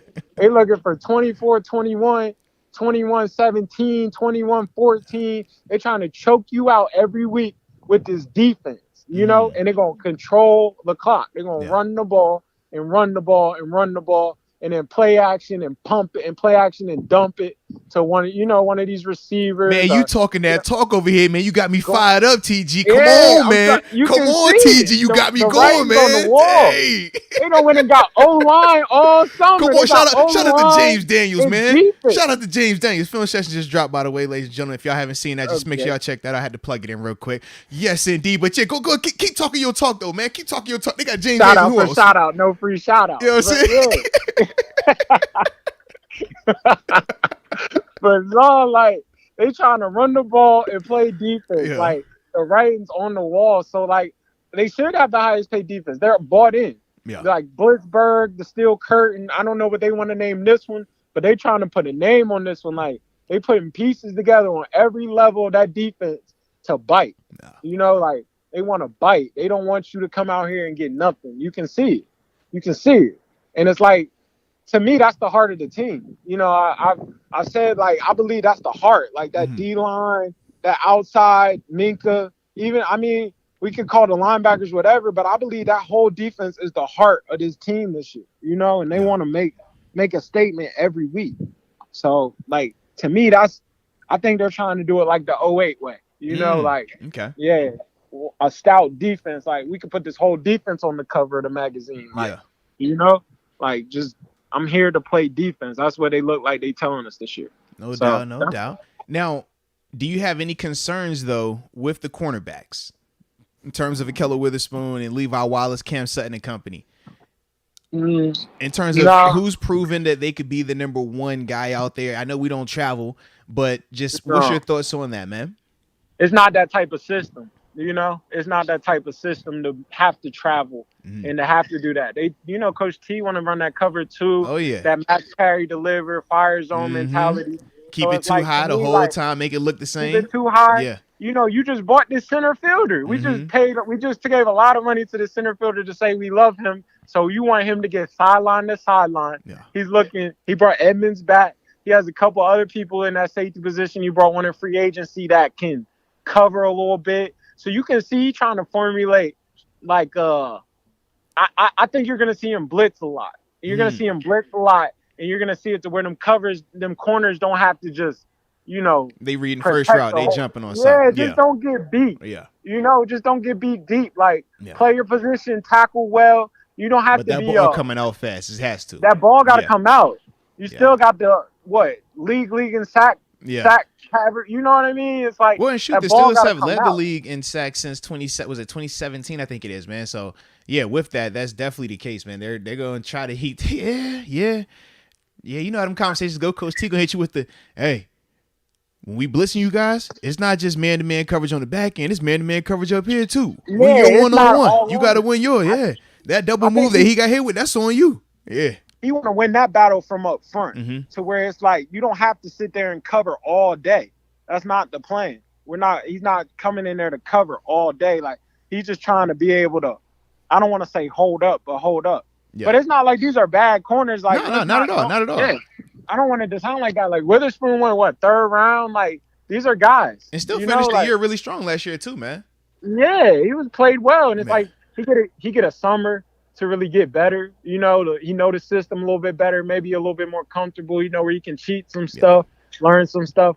I'm sure he felt comfortable enough with those corners to not even bring back a Joe Hayden. So it's like, he had to feel a little bit comfortable. There's stuff in there that everybody don't see that he may see in practice, you know? So it's like, you know, I don't think he's concerned with that. I think he feel like he got a very stout defense. I'm sure that'll be the part of the defense that he puts pressure on in Latrobe a lot, you know. You see you stand up, but he trying to win up front. He gonna blitz them boys, you know. He gonna blitz. He gonna have to heat it up, man. You know, he gonna heat him up, and that's what he wants anyways. This Coach T we talk about. Yeah, that blitz coming. You know, that blitz coming. Like, he gonna let TJ be TJ for sure. I'm sure he's not gonna have him stunting but so much, but that blitz coming. You know, it's coming. It's coming. Let's go. Yeah, it's coming. Nah, I like it. So, with that being said, though, man, last one I have for you. We were talking about Boz and Deontay. Yeah. Because Boz also needs to get his contract done. He's got to be on this list. So we were saying, man, because of, Boz looking at more of a 4 for 20, 4 for 25 potentially, just based on what Justin Tucker got a year or a couple years ago. Who do you pay first, man? Or are you paying Boz right now? I think you're trying to work this Deontay out. He's next up on the priority. He got to be next on the list? Okay. He's next on the list. If you can figure Boz, not to be rude, I think Boz is elite. Mm-hmm. I think he's elite, I think a kicker is a vital part of your team. Like, I've seen teams really struggle without a kicker. I remember that year Seattle, they went through like 3, 4, 5 kickers. Yeah. So it's like, I mean, you was here for the Scobie. I remember it. You experienced the Scobie. Come on, man. I've seen it. I've seen some crazy things happen. Yeah, you was there for that. Yeah. A kicker is essential. You can keep a kicker for 10, 15 years. I think Boz is a very team-friendly player, and I think the team loves Boz, and Boz loves the team. Shout out Danny Smith. I think he shows him a lot of love. He takes care of him very well. So I don't see Boz giving them a lot of problems, if that makes sense. Yeah. I think you got to figure this out with Deontay. Like, I think it's a lot of, no, I don't want that. No, I won't take that. Even similar to how you just said, why would I take 19 when I can get 20 next year? So it's a little bit more working things out with him. While I think Boz is kind of and I'm not saying he's not a businessman, but I think you can throw something nice at him and he's going to come ahead and come home. Yeah. Like, you don't have to get the whole kitchen. Like, you can figure that out, But Deontay does get paid this offseason, though. For in terms of, like, how you view it, he will get paid this offseason? I just think he's the priority to get paid. If we can't work it out, we're just going to go through the season. I'm sure he'll get franchise tag next year, but he has a long time before he can try to make a move for himself to get to that market. So it's like, I'm sure he has a little bit of leverage, but he only has so much leverage. Yeah. Unless he doesn't show up. I think that's where it would start the but then that gets nasty. You just drafted 2 young boys. That's tough to do. Proceed with caution. Hey, this is the Steelers. Hey, proceed with caution. You just drafted 2 babies. Like, one of them look like, I'm not even about to say both of them look like they can go. Yeah. So it's like, I seen it firsthand, TG. They could go. They could go, TG. They don't want to. Yeah. You don't never really want to let too many people see what it's like without you. That's good. That's good. You don't never really just want it to get too loud. Hey, don't want to see him, man. No. Yeah, life is okay without you. Oh, man. You always wonder the question, what it's even like without you. So as long as they, right now it's like I don't know what it's like without you, but you don't want to let them get too comfortable in there. Yeah. So I just think in Pittsburgh, I've always said that you have to show.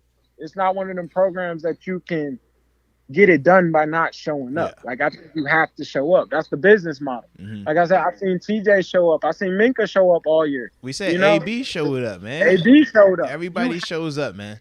You got to show up, and then we'll figure the rest out later. Yeah. But you can't. The holdout don't really work in Pittsburgh. Yeah. We've seen, the holdout to me is in Seattle it works. We've seen Cam Chancellor, we've seen Marshawn, we've seen those dudes that work out like that, but not here in Pittsburgh. You got to be in the building. They want to see you. They need to see it. Yeah. It's no disrespect to no other program, but it's just the Steeler Nation is just so much of the more you can do. So they're already always grooming somebody to be your protege anyway. Next man up? Next man up anyway. So it's like they're always seeing what it's like without you no matter what, even when they're with you. Yeah. To where you don't want to just give them the freedom of totally without you all summer, like to where they just get that comfortable. Yeah. And it's like, I mean, I've seen AB leave the building, like, and that, how I feel. I feel like that was the best receiver in the league for years. I seen them let an AB leave the building like nobody's bigger than, So I think you got to show up if I'm him, if I'm his people. I'm definitely using that leverage of, next year we can get 20. But then we starting to talk about these 19 to 20. It's like, come on now. I don't mean to be wrong, but a mill's a mill. That's not that that's little money. Yeah. But the security of that money, like I just think you go ahead and lock in and get comfortable. You know, go buy you a house. Yeah. Get comfortable. You know. Nah, I could dig it, man. I could dig it. Hey, man, we're always a blast, bro, having you on. You already know this, Locker Mate. We're going to keep running this thing up, all right? You already know, baby. Yeah. We got to talk about these linebackers, man. Hey, if it wasn't for Minkah's deal getting done, that was on the docket for today. But when he got the deal done, I said, oh, yeah, man, this is, the people need to hear about the deal. This is what they want to talk right now. I see some stuff offline. You sent me some, you shot me the DM. You definitely did. My words need to be heard on this top five. I don't like all I'm gonna say is this though. The DM you shot me, that list, I liked it. You know why I liked it. I liked that list. I didn't like that list felt real good to me. That's all I'm gonna say. But we're gonna talk about that. I need you to write down your 5. Hey, brother, everybody write down their 5 and let's talk about it. My 5 is going to be the best. Deke going to have some heat for you now. We're going to have our 5. He got his 5? Deke going to have his 5. Have your 5 it's middle linebackers, inside linebackers? Yeah, off ball. Absolutely. Right. Yeah, in fact, we'll do middles and then we'll do outside. Oh, no, facts. We going to, look, we do this. This is what we do. Absolutely. So no worries about that. And you know, I still need to get your Mount Rushmore because we were talking about that. So we talked about it on this show. Me and you talked about it on my other radio show, but we ain't get you on this one just yet. We ain't do that just yet. You know what I'm saying? You gotta talk. We gotta talk. Yeah. So we got plenty that we're gonna come back and get with you on. Yeah. We gotta talk about that. Yeah, we're gonna have plenty that we're gonna need to get with you on, man. But I will say this, man. We got a couple of people in the chat, man. Well, actually, a lot of people in the chat, man, showing you major love as they always do when you pull up. But official momentum. He says TG's the GOAT. And he also talks to tell you hello. So, shout out to Official Momentum. Shout out to you, TG, man. We appreciate you as always, Locker Mate. And I get with you again next week, baby. Hey, it's always love, man. My dog. Peace, bro. Let's go. Shout out to the homie, my locker mate. Oh, man. Terrence Garvin, a.k.a. TG. I think he's going to show Ben respect on this Mount Rushmore. I haven't heard it yet, so? though. Hey, I man. do think so. I got a good feeling. I've heard it. We'll just say, is it shocking? It started. Is it actually shocking to you? No. So put it like this: the way it started out, he was definitely heavy. Coaches, yes or no? He did not include coaches, but he was heavy on the modern era.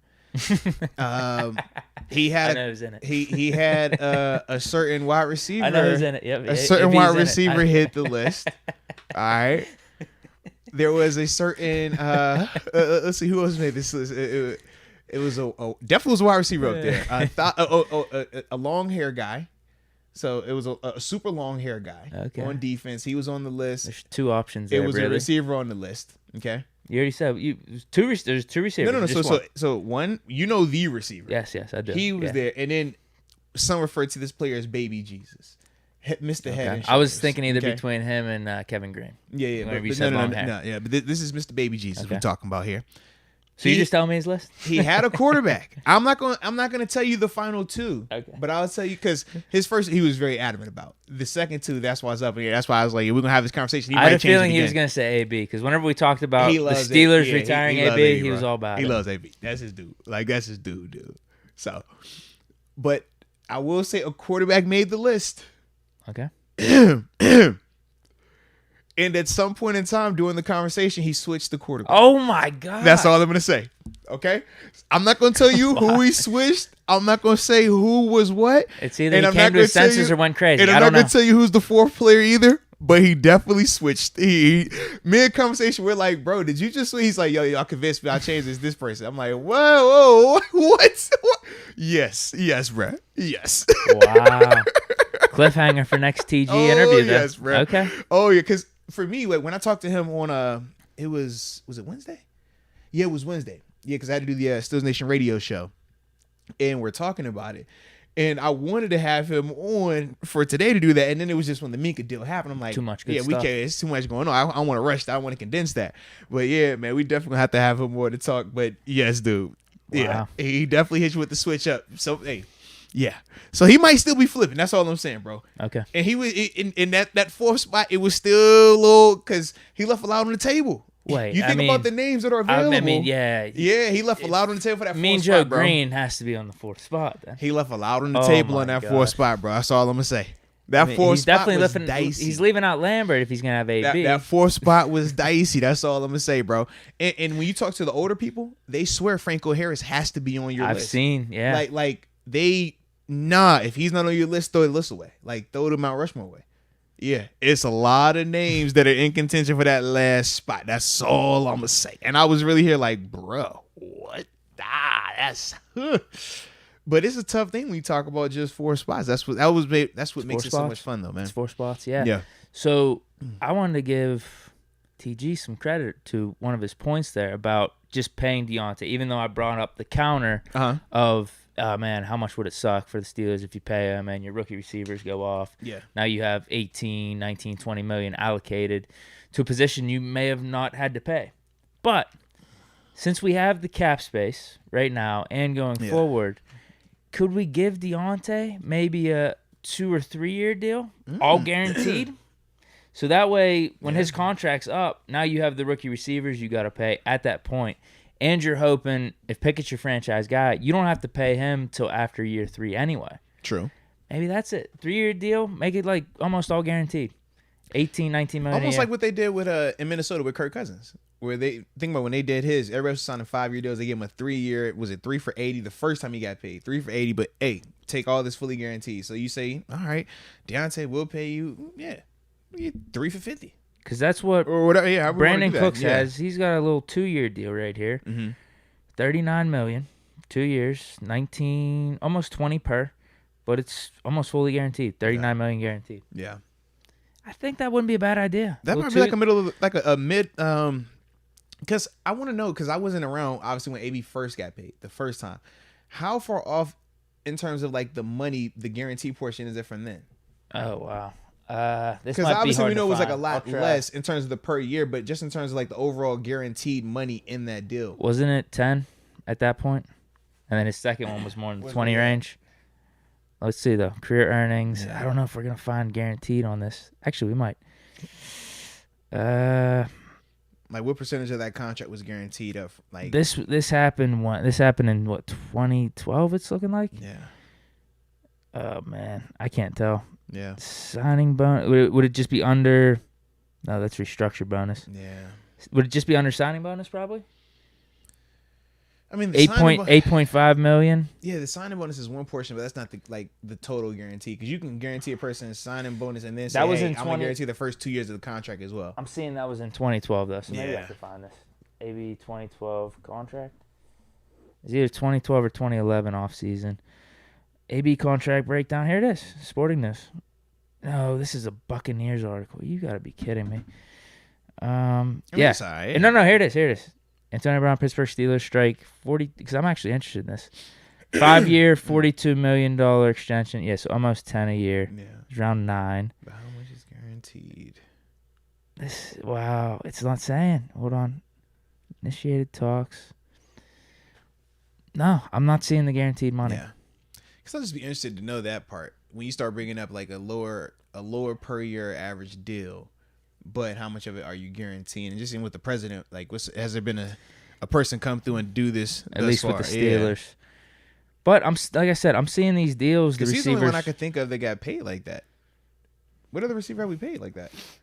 Martavis didn't get paid. Marcus Wheaton didn't get paid. It'd be Hines, but the money's probably so different anyway. Since AB, who's got paid? AB got paid twice, but no one else got paid. No, Juju on the 1-year deal. Yeah, that doesn't count. Dang, we really ain't paying nobody. Did we even bring in a free agent? Dude, let's be real though. Who out of those people should we be paying long-term money? You're right. We would have brought out the dump truck for Martavis if he just would have stayed on the field. Yeah. Holy hell, we could have had AB Martavis. Yeah. You're right. Amazing. You're right. You're right. Amazing. But yeah, I don't think there's anyone you really give that money to. Yeah. I think Deontay deserves something, but I think that makes sense actually. 2-3 year deal, just make it almost all guaranteed. Yeah. Get it 17-18, and that goes to what TG was saying. You have 17-18 for 3 years fully guaranteed. What's the math on that? Like $54 million guaranteed? Yeah. That's not bad. That's not bad. If you want to be upset about 18 versus 20 or whatnot, to have $54 million guaranteed, maybe just look at it from that picture. Yeah. You don't have to worry about over a span of 2 to 3 years, and I'm still gonna be able to hit the market again. Right. While I'm still you don't have to worry young. about getting injured, all that other stuff that you could talk. You're secure. Very true. Wouldn't be bad. It is different, man. Like when you talk about them 1 years, the 1 years are cool in terms of like the cash payout, but it's not cool in terms of the risk that you gotta, each and every year you have to hit. Each and every year you have to be your best self or in that ballpark. And you have to stay healthy, and you got to hope that those around you do what they're supposed to do. That's a tough play to play, man. Tough way to play. Let's see if Omar Khan does it. That's my suggestion right now. 3 years, $18 million, fully guaranteed. Maybe front loaded a little bit even too. See, I'm not against that. Yeah, because then you're gonna have the rookie deals coming up right around that time where you're gonna have to decide, do we extend Pickens and whatnot. But then you're gonna have the cap space if you don't want to resign Deontay after that. Yeah, that's not bad. Pickett, we're not going to have to worry about quarterback money. Hopefully, at that point, the only way we're going to have to worry about quarterback money, I think, would be is if Mitch goes off and we have to sign him to an extension. Because he's not going to. If Mitch plays well and well enough where we're in the postseason and stuff like that, you gonna go back to the table to that. I would assume. Yeah. But if that doesn't happen, we say Mitch was just like a 1 year thing. We're going to move on to Pickett. Then I think his first 2 years you don't have to worry about paying him. Yeah. That he would actually be playing at least. Because it's after the third year, right? Yeah, that's what it is. Because Burrow ain't even getting paid right now. He can't. After 3. That's the new rule, yeah. We could be in a good spot. Bro. Good spot. Cap guru here. Yeah, but it'll really just depend on if we could be the front office, me, UTG, if you think about it. See how we just worked everything out? We get some deals We got done. Deontay's contract right there for Omar Khan. Now it's just all, does Deontay want to take it? That's the question. Exactly. Yeah, does he take it? TG's like the motivational guy. You heard what he said. You heard what he said. Yo, you don't want them to see what it's like without you here. Don't let them get comfortable seeing. Man, TG always, bro, I don't know why, but that's how he's always been, bro. I remember in 2014 when I came here, I used to walk around, have my sleeves off, right? Show my body, you know what I mean? He's like, yo, you gotta wear them long sleeves while we out there practice. I was like, what you talking about? He said, hey man, you keep showing them all this every single day, right? You start to get used to it. He said, it's kind of like that bad girl you see at the club, right? When you first seen it, she's the most beautiful chick you ever seen, right? You take her home. Is TG a philosopher? He said you take her home. It's amazing. She get comfortable. She start walking around the house. She always dress showing herself. He said, before you know it, you get comfortable with it. You get used to how it look. It don't hit the same anymore. He was like, you don't want to be the bad joint in the club, man. They get comfortable with it now. Roll your sleeves. So he was like, yo, put them sleeves back on. So literally, I was like, you know what? I put the sleeves on. And then because I got paid that off season, I was like, you might be right. So I never not practiced or not walked around without sleeves. It's like, even when I'm in the crib now, I'd be like, nope, I'll keep my shirt on until I want to take it off. You ain't getting comfy with my joint. Yeah, bro. That's TG though, man. Great lesson right there. That's TG, bro. That's awesome. He's a philosopher, bro.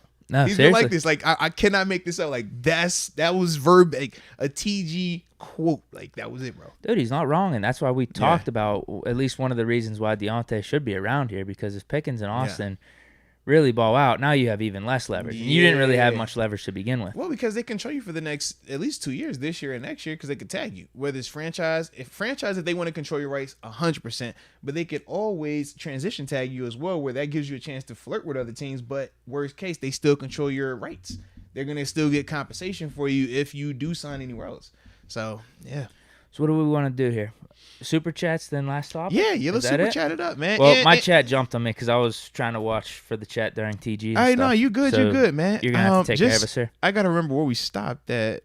You said, let's go UW. Shout out for my DC in Wyoming. Yeah. Yep, cracking the top 50. All right, Steeler Nation, shout out to Dobbs. Go get that starting job. Did you read that? That was the last one. That was the last one you read, right? Yep. Okay. So yeah, we're on official momentum. He says, anyone gonna throw up their lunch in Miami? Hey, I hope not. I was out there for that too, man. Shout out to my dog, Law Dog. Yeah, Law Dog. Timmons. That was 2015, I think it was. Yeah, when we were going, we had our got smoked. Yeah, we went. That was the last game of our skid. Oh, it took Miami because I was after Dallas with the Zeke run. Yeah. That was after Philly with Carson Wentz. Who else got us? It wasn't New England. It was somebody else that got us too early on. Yeah, we were going through a little rough phase. This is when we saw mean Coach Tomlin. Yeah, everybody's like, oh, Coach Tomlin's a player's coach. He can't get mean with the guys. Oh, yeah, no. Yes, he can. Yes, he can. Yes, he can. Yeah. It was guys getting fined $5,000 for literally, this is the line, right? This is the line. Their foot is right here. It's just not on it. It's right here. And he's like, I want your foot on the line. $5,000. You're late. Yeah, that's what was going on, bro. It was nonsense. But he was proving a point. I mean, after that game, that was a bad game. It was a terrible game. I would agree. But I think that was a little extreme as well. I think both things can be true. That's all I'm saying. Both things can be true. So, with that being the case, it was not a lot of fun, man. It was not a lot of fun at all, man. Yeah, but we're past that, man. But yeah, I definitely, man, Lord, dog, I remember, bro, I'm on the field looking, I'm like, bro, what? Oh, you set the Miami special. Yeah, but he's done it twice now, because people forget he did it in 2014 as well. Yeah, no, was it 2014? Yeah, it was 2014. Yeah, it was 2014 or 2015. It was we were playing Baltimore, the Ravens. But we're in Baltimore. It was 14. No, it was 14. My first time playing in Baltimore. Remember this one? Yes, bro. Middle of the drive. What? Middle of the drive, bro. He's out there. He's trying to talk. And it's like dripping from his face, man, as he's trying to tell us the call. And we're like, bro, yo, you got to stop, bro. You wilding right now. Yeah. But what was going on, he had said he was switching his pre-workout shakes. So, like, apparently whatever he mixed in the new, like, concoction, it was setting them off. So in the middle of the games, he was like, yo, I can't control it yet. But it was always happening in the middle of a play or a drive. I'm like, bro, you can't be running down the field. And it's just like, and we all looking like, nope. Stay over there, buddy. Yeah. Not cool, man. Not cool at all.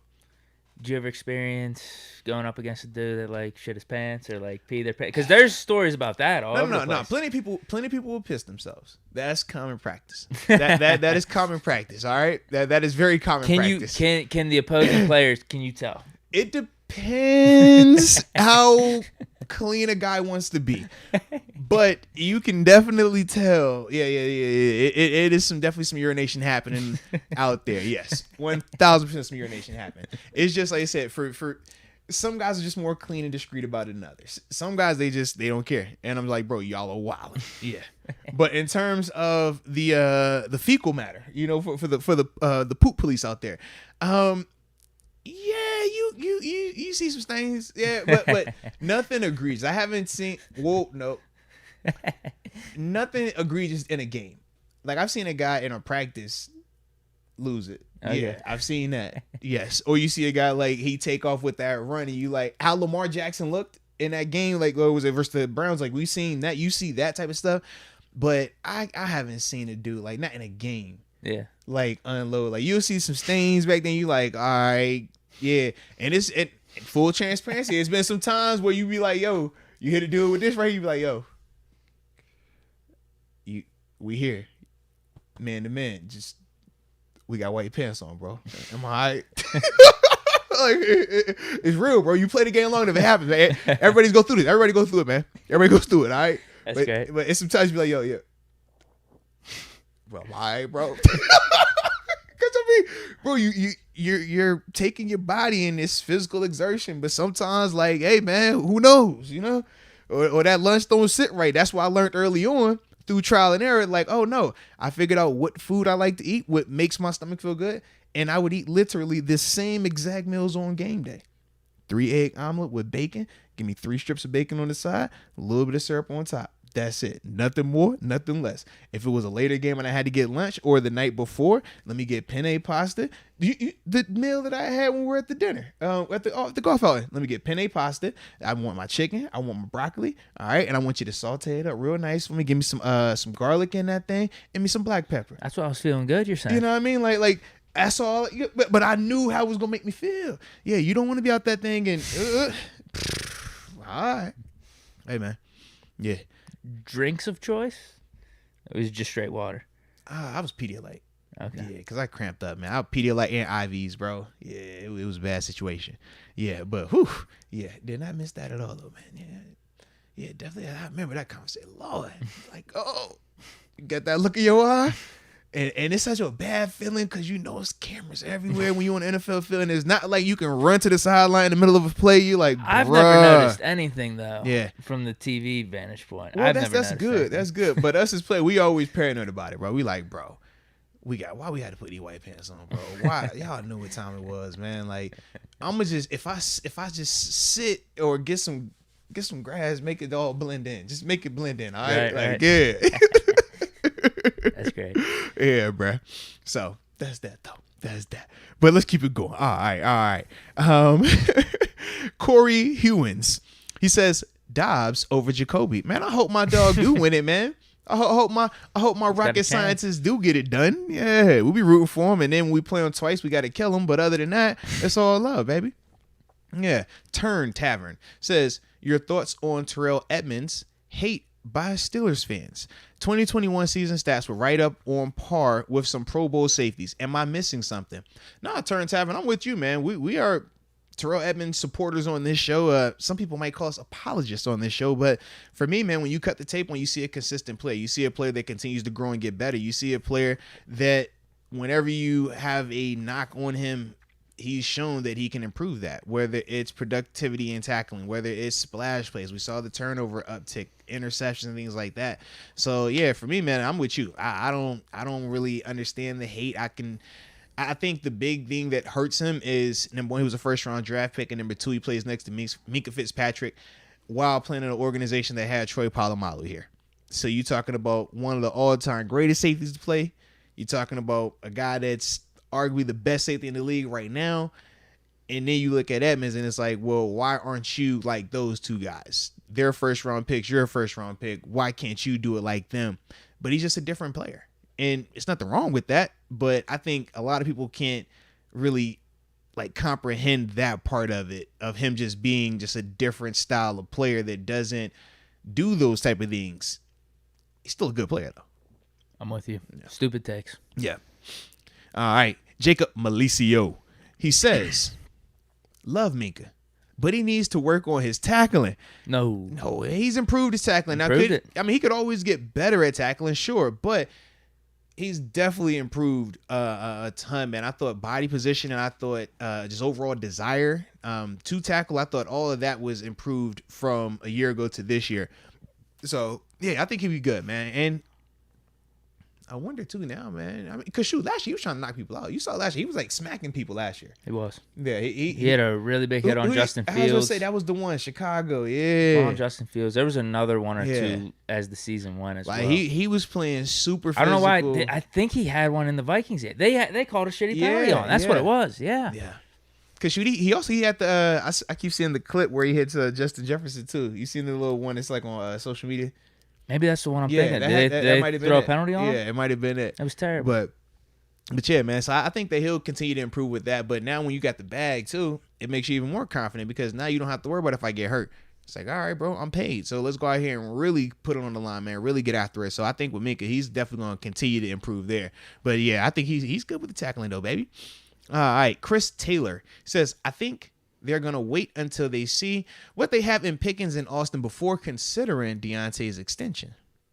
That would have to be next year then, because Omar Khan said he's going to do the same thing as Kevin Colbert, not negotiate during the season. I'm thinking they're going to – wow, I've switched my opinion on this how many times? Probably. But it's fluid like that. That's literally this type of conversation, But now that I think of the style of contract you could probably get done, 3 years, get it maybe 17, 18, make a lot of it guaranteed. Mm-hmm. I think that can happen this offseason. I don't think that has any dependency on how Austin or Pickens do. Yeah. Because if Deontay does good, then you're probably looking, like TG said, at do we let Claypool go? Because now we got Pickens as like the predecessor. But there is a world where you could probably keep all four on the roster for like 1 year, where we had like Juju, Martavis, and AB, just because of how the contracts are timing-wise, where you're not going to have to pay the rookie guys until what? After their fourth year? Yeah, it has to be after three. After three. So once they complete that third season, going into year 4, you can get them a deal done. Okay. Yeah, but it has to be after that third season is finished. This is Deontay's after his third season, right? Because he's only on a 4-year because he wasn't a first rounder. Okay. Yeah. So yeah, you have 3 years for those rookie receivers, and maybe you can get Claypool. Same type of deal with Deontay. There's a world where it can happen, and it all depends too on if you're gonna have to pay Mitch Trubisky. Yeah. If you don't have to pay him, you have Kenny as your rookie quarterback. Yeah, it could definitely happen. A lot more. Yeah. Well, we got to worry about Pat too coming up here. Ooh. Don't forget about him. Yeah. Yeah. Yeah, there's some things that have to happen. Though. We got some time with all We that, got some time. We got time. Yeah. But I think they're going to address it, though, to his question or the point he was making. I actually do think they're going to try to address it. I don't think Austin or Pickens is going to be at the forefront. It's something you think about. especially if Deontay was going to be holding out. Yeah. But now with him being there working, no, I think you just try to put together the best roster you can for these upcoming years. Now, does it change if he doesn't show up to training camp, though? Yeah. Okay. In terms of at the forefront? Yeah. Yeah, then you wait to see what Pickens and Austin can do. Okay. That's what I think. I was just wondering how that would work. Like if he decided to change his stance of like, you know what, I showed up for mini camp, showed up for OTAs. This contract ain't getting done. Y'all paid Minkah first. Y'all didn't pay me. Y'all still haven't got my deal done yet. I'm not showing back up just yet. Like that was the other part. Well, I asked you about that whenever he did come back for OTAs. I was like, is there a precedent for someone actually doing some of the May stuff or May and June stuff and then not showing up at training camp during contract? I don't remember that, at least with the Steelers. Yeah, usually it's like they just don't show up at all. Right. And that's that. Yeah. So that's what all the other receivers or they would just only show up to the mandatory portion. He showed up to the voluntary portion, but he also was not there for the voluntary portion at times. So it was like, I don't know. Yeah, I've never seen this. Yeah, this is new for me. Yeah. It's definitely new for me. What we got next? All right, we got Butcher Bergen _ Zofo Shout out to him or them. But either way, he says, thanks, Moats, for the insight and Deke for 7 love. Yes, indeed. Last show, LOL. Wifey heard me from Mars. Wait a minute. Hold on, player. I love when you're on Mars, man. In fact, you should bring your wife with you to Mars. Nothing better than traveling with the buddy. Okay? Always travel with the buddy. All right, but no, we appreciate you, man, from the heart, man. Yes, indeed. And we got Michael Brooks. You know Michael Brooks. Michael Brooks has joined the upper room. Michael Brooks, welcome to the upper room. Yes, indeed. Yes, indeed, baby. Well, I'm caught up, too. Love. Yes, indeed. Oh, you are? Okay, well, let's get after it then one time. Colton Choi Fu. Come out to Hawaii, guys. I'll show you my island. Uh-oh. He owns an island. I'm telling you, I want to go. I'm pulling up on Hawaii. It's happening. Tyler LaQuatra. Daily Calvin Austin shout out. Future star. All right.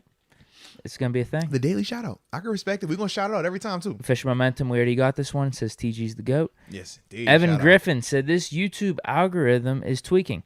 Never see live notifications. SMH. Hype for Minkah, though. They hating on us, man. They hating us. So that means we just got to keep liking the video. The more you like the video, the more you make the algorithm say, you know what? How can we not put these guys out there? How can we not let everybody know that they're live? How can we not notify every single subscriber that the Arthur Must Experience with Deke is happening right now? So just make sure you hit that like button. It's owned by Google, right? Like, there shouldn't be any malfunctions. They man. got a lot of money and resources. And it's Google. Come on, bro. Yeah, just hit the like button. Though. Fish Momentum. TG, Moats, and Deke. Salute y'all. Thank you. Man. Salute you, man. We appreciate you. Jacob Alessio says, Rushmore for each coach. Hell, Chuck. Is he saying each one deserves their own monument? No. So, like, under Chuck Noll, his players, Mount Rushmore. Under Bill Cowher, his players, Mount Rushmore. And then under, Mike Tomlin. You know who's on 2? Mount Rushmore. Someone's on 2. I don't know about Someone that. made 2. I don't know about that. The only guy to make 2. No, you got 2 guys make 2. I guess you're right. Got 2 you're make right. 2. Palomalu. Yeah, Palomalu and Ben. Make 2. Yeah. Definitely Palomalu and Ben. Yeah. Ooh, the Cowher one's interesting because you got some of those 90s. Woodson definitely up there. Yeah. Woodson, Ben, Troy. Who's the last one? Bus probably. Oh, or Hines. Where's Hines too? Yeah. I mean, Ben's on the list. Yeah, I mean, we won the Super Bowl when he got here. You nervous? He's on my list. I don't care. I'm about to It's say, not a we ain't coincidence. gonna talk no defense, no I think Peasy, Ben only no played Debo. under Cowher for 3 years, too. Man, no Peasy, no Debo. We won 15-1. Man. He won Rookie of the Year, and we won a Super Bowl when he played under Cowher. Though. He's on the Mount Rushmore. It's not a coincidence. Cowher didn't win with any other quarterback outside of Ben. He's on Cowher's Mount Rushmore. I'm sorry. Even though guys might have more years under Cowher. Hey, yo. Yeah, Ty Sikowski. Talking about Greg Lloyd. Yeah. All right. Okay. I guess you have to have Rod Woodson. Yeah. That's mandatory. Yeah. Kevin Green. He's another option. I don't think Joey Porter's a legitimate option too. Yeah, I already said Peasy. Yeah. Wow. Yeah. Well, I think for that last spot, it's between 2 spots. It's between Bus You can't Hines take Ward Bussy off. You and Rod can't Woodson. take Bussy off of the Coward era, bro. You can't. You cannot take Jerome Is Bettis. it Hines then? I don't know. I mean, that's tough too. Time out. You even sat down with Bussy. I know. You looked him in his face. I don't think you I can. shook his hand. You made him sit outside in the heat. It was hot that day. And you gonna take him off of Bill Cowher's Mount Rushmore? I might have to take Troy off. What? I might have to take Troy off. Oh, honestly. you wildin'. You are wildin'. Yeah, it might be Hines, Bus, Rod Woodson, and Ben. You are wildin'. You're not gonna have Troy Paloma. Are you serious? Yeah, because he only played one more year than Ben under Cowher, technically. You crazy? This is Troy we're talking about. I'm just saying. This is Troy, arguably the greatest safety to ever play the game. He's pretty damn good. He's definitely in Tomlin's, obviously. This is Troy we're talking about. Troy, Ben, AB. I think AB makes Tomlin stuff for sure. Oh, he has to. AB. Mandatory. Yeah. Under Tomlin, I got to go 7, AB, L Bell. Oh, yeah. And I'm putting Debo up there. No, Troy. Because I got Troy on Cowers. Okay. Actually, wait a minute. How many years did Troy get with Coach T? Troy's AFC Championship pick was that was Coach with T. Yeah. All right. Never mind. I took Troy was young during Cowers. I think it was like only 03 to 07.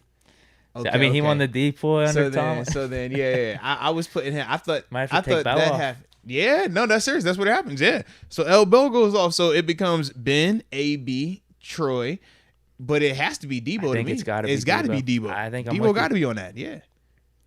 And you just see what TJ does, but I mean that Super Bowl performance by Debo, winning the depoy. San Antonio, he don't make it. No, definitely not. He don't make the list under either Tomlin or Cowher. No, he doesn't. Plax? No. He would have a better case under Cowher. Well, he didn't play under Tomlin, but where's Hines at? Hines is I under think both. he's on. I told you I'm taking Troy off the Cowher one. He's on both though. No, not for me. Okay. I think it's AB for the Tomlin one. Okay. This is good though. It's got us thinking. No ham.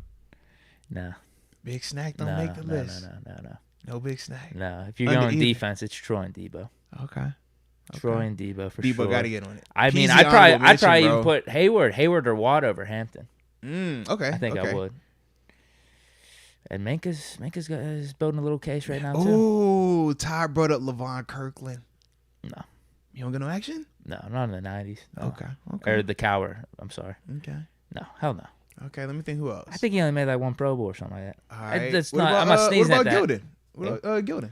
He's good too. I mean, Gilden, Kendrick, those were good linebackers. That's what I'm saying, yeah. I view them more in light of, let's say, Ferrier, Foote, Timmons. Fair enough. Okay. Not someone you're putting on your Mount Rushmore, but awesome, underrated Steelers. Yeah. In the grand scheme of things. Fair That's what I would say. Okay. Yeah, Kendra Bell was good too. Gilden, yeah, you're right. Some dudes, bro. Some dudes. Yeah, I think off the top of my head. I mean, if we got to revisit, then we can. That's crazy. Yeah. That's on top of my head, too. We'll think about it later one day. I'm sure. I'm fine with that. All right, let's keep it rolling. That's dope, though. All right, what else we got here? We got some more. Oh, we got more super chats coming in. All right, where we at? Whoa, wait now. Definitely. That was after, the Rushmore for each coach. Okay. AJ Martinez, TG Thursdays. Uh-oh. Let's go, Moats. Wait now. Hey now. Fishing Momentum. Moats, I'm watching your highlights right now. Oh, wait He's double dipping. Hey, watching the podcast man. And NFL highlights. Now.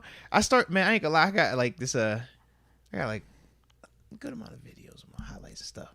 But I was looking at one that I have from the team. I was like, man, this is dope. They sent you one. Yeah, because it's on YouTube. No, it's not on YouTube. That's just like their direct copy because I forgot it was for, I think it was it JMU? It might have been for when I was doing the Hall of Fame stuff. I needed just like high quality NFL film style of my plays just for like B-roll while they're playing, while they're having people talk about, oh yeah, when I coached them and you know how the thing goes and stuff like that. So yeah, they sent it to me and I was like, man, I should drop this highlight up here and let the people see it. And I was like, I was like, maybe an upper room exclusive. I was like, that might be too much. And then I was like, I still got my daggone Hall of Fame induction. I finally got my copy of it, and I was like, I should drop this too. And I'm like, nah, man, I gotta be humble, man. So that's why I bet you people would like that. I'll be honest with you. You think so? I do. I bet you it's coming in right now. That's what they're saying in the chat. We'll see, man. I'll be thinking about it though. Yeah, because I got two. I was like, man, I should drop it. And I was like, nah, that'd be kind of weird, man. Because I feel like it's different when I'm putting my own stuff out there. Like, I still am trying to get comfortable when I just be recording, me around doing non-podcast stuff. Oh, we're golfing. No, we're driving. It's like, yo, do I really record this? Y'all really want to see this? But I guess they do. I guess y'all do. So I'll keep it going. But it's kind of weird. Official Momentum says, keep me in prayers, guys. Oh, man, definitely. Nah. And I remember you said something last time, too, man. So, yeah, just keep taking it one day at a time, baby. One day at a time. Favorite biggest hit from a Steeler player? This is from Steeler Nation on Fire. I don't know. It's probably changed as time's gone on because you would definitely say maybe a Harrison or Ryan Clark hitting one. Muhammad Massaquoi. Now it just makes you cringe, though, no? Nope. And him hitting Colt McCoy. That cover of Sports Illustrated where you see him fully levitated and you see dead body. Yep. Yeah, I don't care. I don't blink. No eyelids. Yep. It's either that, Clark. The Juju Burfict one's not bad. I like that one because I got to witness that one. But that's not bad. The RC, especially with that storyline too. But the RC, Clark when he slept, like he slept himself too. But Wes Welker on one of them. Are you talking about the McGahee one? I'm talking about the McGahee one. Yeah. But the Wes Welker one too. Like the Wes Welker one was OD though. He did not need to hit that man, bro. No, he did not need to hit that man. That's why I was like, I ain't like that one. I was like, that one, I felt like, come on, RC, like that was extra, bro. You ain't need to do that. But the McGahee one, oh man, that's gunshot on gunshot. That's we both going to sleep. That's the football I grew up on. So I feel like biased towards that. Yeah, that's the one for me, man. When he hit that dude, yeah. I wasn't even still a fan when that play happened, and I remember being like, holy cow, bro. Like, yeah, that was one of them ones, man. Let's go, UW. Yeah. Absolutely appalled that Little Caesars is the new official pizza of the NFL. Domino's is the best pizza, so best pizza for the best league. I disagree. It's Pizza Hut out of all these chains ones, so I'm a little disappointed. Come on, Pizza man, Hut's get that little square pizza out here, man. Little Caesars ain't terrible. It's pizza. Yeah, man. You just go there, they got them ready, $5, whatever it is. It's not terrible. You can't really go wrong with any of these pizza. I mean, Domino's is pretty good too. Bro, I like pizza. You about to make me want to get some pizza. Yeah, you can't go wrong with any of those spots. I'm going Pizza Hut, though. So I am disappointed that Pizza Hut's no longer the sponsor, but Little Caesars ain't bad. Jacob Alessio, once a week, we should end with a prayer. Okay, that's how DMX used to do his on his albums, too, man. Okay. You going to lead us? Something to think about. Yeah, it definitely is, though. AJ Martinez, from Amber's Popo Palace with AB to the PP Whites for Master Moats. Crazy. From the Poo Poo Palace to the PP Palace. Y'all got to chill. Y'all wow. Deke like that though. You know, Deke in that type of stuff. Fishing momentum. No false starts. Everyone but the center. Oh yeah, that was the Patriots game, right? Who was that? BJ Finney, I think. Mm-hmm. That's pretty fun. We were getting smoked that game. Yeah, everybody moved except him. Yes. That was a terrible. That was the game after they signed AB too. AB couldn't play in week 1 for whatever reason. Yeah. But he at the stadium. He was That was. Yeah. Just didn't feel right. Yeah, definitely. And then Ben gets hurt the next game, and that season doesn't go to shit, but then it gets revived a little bit. Yeah, it was unique. Defense. It was definitely unique. Solo 1. Is it me, or is everyone being too critical of D. Bush's season after returning from the ACL? Has anyone ever made an impactful return after such an injury? Adrian Peterson. His stats were not too far off of 2019's. Mm-hmm. Actually, I think they were. Didn't he almost have 100 tackles? He only had like 70 or something last year. Yeah. If I had to bet money, that's what I recollect. Did he get 100? I don't think he got 100 though. He was close. I think he was. No, he was definitely close. He was definitely close. I don't think he got 100, but he was really close though. And that was with one last game. So hold on, let's see this. Yeah, dude. He got 109. 109 combined, yeah, and then 70 combined last year. Okay. Yeah. I think that's different. That's a big difference, yeah. He had a sack. I mean, he had 2 sacks last year. Sack in 2019. Didn't he have a pick his rookie year too, right? He had 4 pass deflections. He had 2 picks in 2019. The one had the fumble recovery, taken back to the house, and the Chargers. Mm-hmm. Oh, yeah, he did score on that one. Yeah, that was on Monday night. He was number 3 on Defensive Rookie of the Year. Yeah. Not like Pro Football Reference, they got this AV approximate value. So he was 9 2019, 6 in 2021 for that. Yeah, I think it was bad. It was definitely a decline from 2019. I would say and eyeball. But I don't even think the stats are like that. He had 9 tackles for loss in 2019, only 2 last year. No, statistically, that's a significant drop. When you talk about 30-plus tackles essentially being less, and when 39. And when you talk about all the little intangible things, no, it was a big difference. But you can still be successful coming back from ACL injuries. Obviously, Adrian Peterson is the one that he brought up, but I mean, off the top of my head, I'm trying to think. Oh, you know what I could give him credit for, though? Because I don't even know. Like, I'm trying to think. Who, for some reason, Devin Bush played 14 games last year. Am I missing something? When did he miss games? Or did he? No, he didn't. No, he played 14. Yeah. So he played. He played in all 16 in 2019. Yeah. So I guess you could say that if you're going on a per game basis, it's a little closer than you'd think. What games did he miss? So I'm trying to think. Was he on COVID? He might have was it Lions? List. Yeah, it could. No, I think he was in that Lions game. What? I don't know. Yeah, it had to be. He might have missed one for COVID. Yeah, it was. It was the Chiefs game in the regular season for COVID. That's one. Did he miss two? COVID? It would have to be. Right? Or was he a groin guy? Because remember, groins was getting everybody last year too. Probably earlier on. Yeah, it could have been a groin and a COVID. Yeah, that makes sense. Then. Yeah. Okay. Because I'm sure. Yeah, I was like, it would have to be a groin. So maybe it's not as bad as I was making it seem to begin with, but it's still a decline. I'd say. Yeah. Me watching it, it was a decline. That's why I felt with that thing. But like I said, off the top of my head, I can't think of a ton of dudes, man. Like, I don't have a list of like, hey man, who had ACLs and let me see what they look like that following year. But when I watched it, I guess I just personally didn't think it was athletic. I didn't think his issue was athletic ability. I thought that he was just late with his eyes. I thought that he had bad eyes at times. But regardless of whatever we want to say was the reason for his decline last year, he has to play better this year. If it looks like how it did last year, that is not going to get it done for us. That's just, where we at with it. So we'll see what he looks like this year, man. Hopefully it's a lot better. But yeah, we shall see. Fish Momentum, Ambition and Radio Tokyo live at Celebrations Bar, Banquet and Grill in Imperial this Saturday night, 8 p.m. Yeah, you said you pulling up, right? Because I'm out of town. I'm out of town, but you ain't. I got some catching up to do this Saturday. Oh my god! I've been golfing a lot, dude. Come on, golfed at a country club again yesterday. Wow, that's weird. Does my phone still work? I have no pool at that country club. Y'all still got service? I got no pool there. Now you don't got no pool there. I got no pool. Now you don't got no pool. I was getting invited as a guest. Oh, now you was getting invited. Oh.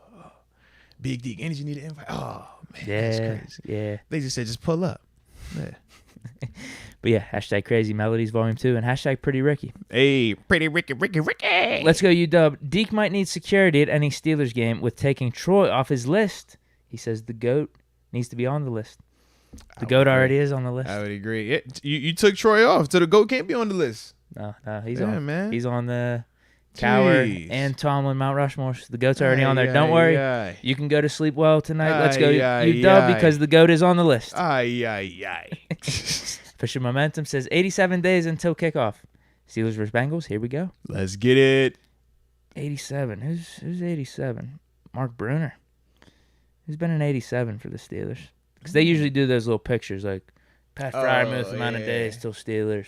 Yeah, so tomorrow will be Hines Ward. If it's 87 today, you're going to see a lot of Hines Ward pictures tomorrow, just to let everyone know. Fair enough. Hines Ward days until Steelers kick off. Nice little thing. 87 though. I think Bruner. OG for who's the OG? Is there any OGs? Mark Bruner was a tight end for us way back. I think he was 87. Is that the only 87 that we know? Dude, I can't think of anyone right now. Because I'm like, it's a weird number, I guess. Wasn't 87. No, Swan wasn't 87. Thigpen wasn't 87. It's a weird number, Louis Lips wasn't 87. Yeah, who was 87? Sidney Crosby days until Steelers kickoff. That's the one I can think of. Fish Momentum. Don't sign Sue. He stepped on Big Ben in Miami. Is this true? He might have. I mean, he was stepping on some people. Ben did get banged up in that game. He had to leave and come back. It wouldn't surprise you. It might have been the reason why. I can't remember that one, though. I remember Richard Seymour jacking up Ben and the Raiders. He took a real cheap shot to his helmet or something. Gotcha. Got the broken nose against the Ravens the one time. Finished up. That was crazy. Right? Yeah. Fish Momentum. My dad used to be the manager of Little Caesars. Shout out to that, though. Good for him. Let's go. He makes good pizza. It's not a bad play. I'm telling you, it's not bad. Little Caesars straight, bro. I like Little Caesars. Elijah Barnett. Cam having a pick fest. Is he that good or is QB's bad? Huh? Cam. Is he talking about Sutton? Hayward? You're talking about Cam Newton. Cam having a pick fest. Is he that good or QB's bad? Cam Sutton having interceptions. Is he that good? I don't think he had that many, though. That's what I was saying. Like one or two, maybe? I would call it a pick fest. Cam Hayward did have the one pick against the Giants. Yeah, but that was off in the 2020. The Bud, who was that, Bud? I think it was Bud, yeah. Yeah. Did he have a pick last year? I can't remember. I don't know. I don't know, bro. Maybe he'll clarify. Maybe I'll look for it in I chat. would say I don't know, man. Butcher Bergen says Turn Tavern said Woodson is a top all-time defensive player in the history of the NFL. Yeah, I think they just came out with the list. He was in like the top 10. Mean Joe Green wasn't in their top 10 though. Yeah, which is just insane. The fact that he's debatable for Steelers Mount Rushmore is ridiculous. Yeah, that's a true I think I have him in. Though. But, I got him in. But that's a testament to the Steelers, like the Mount Rushmore as a whole, not even like going under the coaching staff, just as a whole. He doesn't make the Steelers all-time. Oh, the all-time one? Yeah, he's not on mine. Yeah. Sorry. Brian Shoren, the statue leading up to the Steelers Mount Rushmore should be Juju laying out perfect. Have you ever been to Mount Rushmore? Is there a statue on like the ground floor where you can look up? That's not a bad idea. No.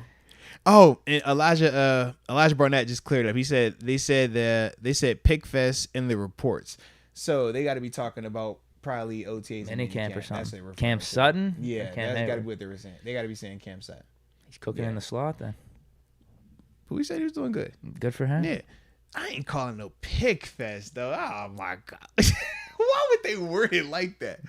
So there is some veracity to it. Yes, but it's like, I would not call it a Pick Fest. Pick Fest makes it sound like, these quarterbacks is playing trash out here. Oh, that's why I asked about the quarterbacks. Yeah, because I'm like, I would not say it was that. Cam was balling, but I've talked about the corners. I say, the corners look good. Like, the way they're all competing against each other, and it's interesting. Yeah, like, Cam Sutton definitely was balling, but I'm not calling no Pick Fest, bro. Like, he was getting interceptions. And also, context.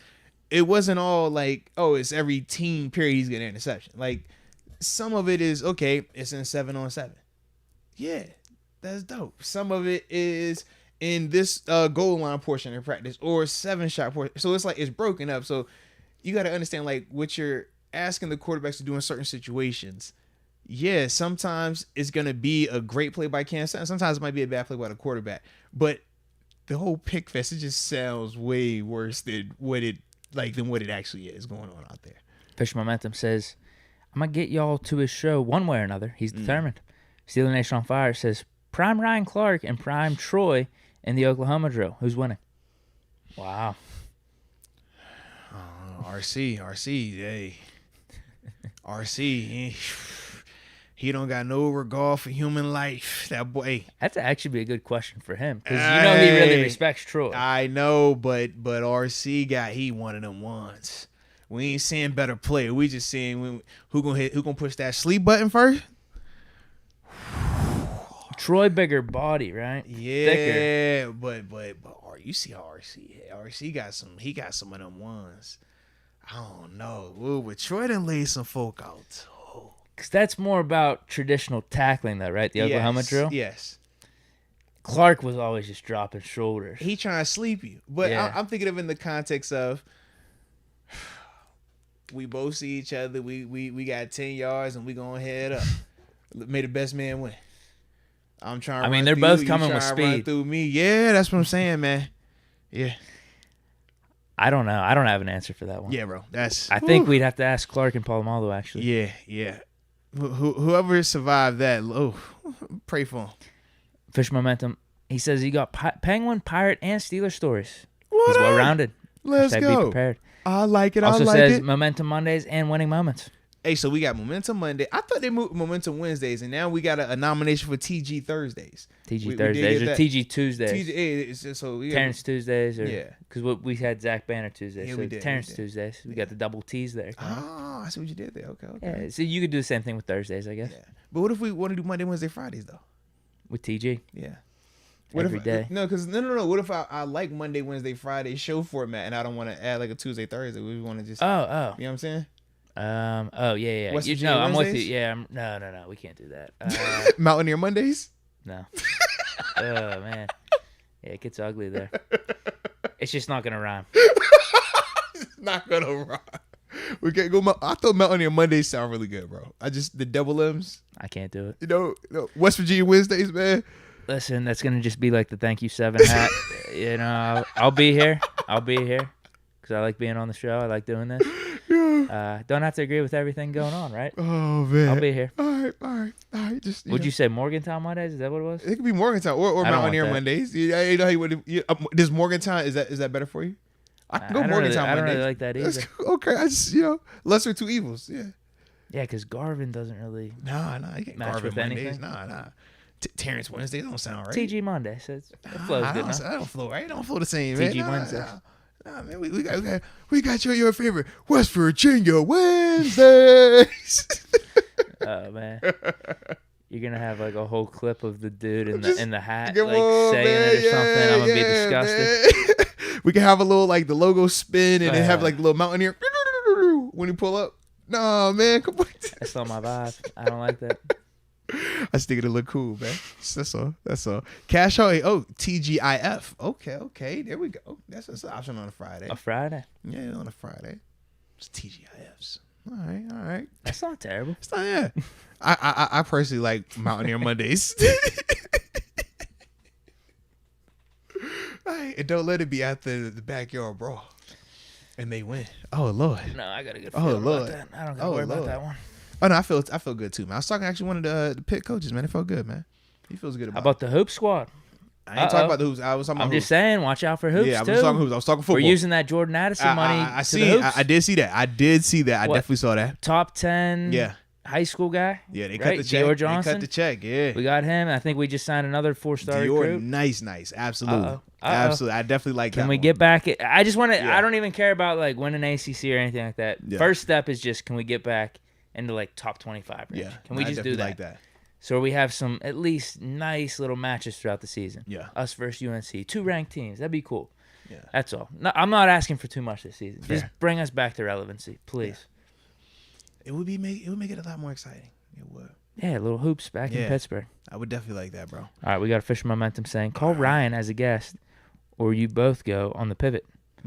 Oh, yeah. Yeah, we're talking about Ryan Clark, though. Yeah. Oh, we need to ask him the question. Yeah, we got to ask him about the Oklahoma drill. Jerry Dixon, stop punking out and stream a show from the Trove. Friday Night Lights, you and Deke. See, I would, but they don't have internet over there, so it ain't gonna work. You know what I mean? Yeah, get a hotspot, right? There's technology. Man, I ain't got no hotspot. Man, you know, we got business expenses, man. Hold on, man. Wait a minute.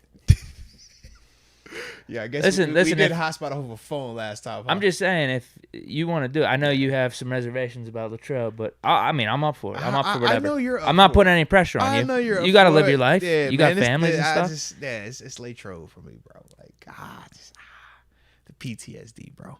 But we all good. Come on, man. Because we're going to definitely be wrapping up in, like, say, a minute. Okay, we got 2 more chats right here. Official Momentum says, next live show, ? We don't know yet. Or unless you do. Oh, in terms of on location? Yeah. Oh, no. Or next live show, Monday, right? Yeah, our next show is Monday. Yeah, we're Monday, Wednesday, Friday, guys. The only reason we had to switch that was because we had the golf out on this Monday. But, yeah, other than that, we're back Monday, Wednesday, Fridays, keeping the people, where they need to be, So, yeah, we definitely back on that. But, yeah, no next on-location show plan just yet. Got some stuff in the works, man. Some feelers out there, but we'll see. Steeler Nation on fire. Moats versus TG in the Oklahoma drill. Oh, T, that's the homie, man. I'll let him win. We know what you're really thinking. That's the homie, right? Chill, bro. That's the homie. All right. And I tell you, this is my stance for any of my homies. Y'all got it. Okay. You got it. I'm not arguing. I'm not even debating. You got it. Yeah. Okay. So TG wins. Yep, he wins. All right, we got our last topic. Oh yeah, man, because it's time for my Warriors to close out tonight, man. Dub Nation, Warriors in 6. You heard it here first, baby.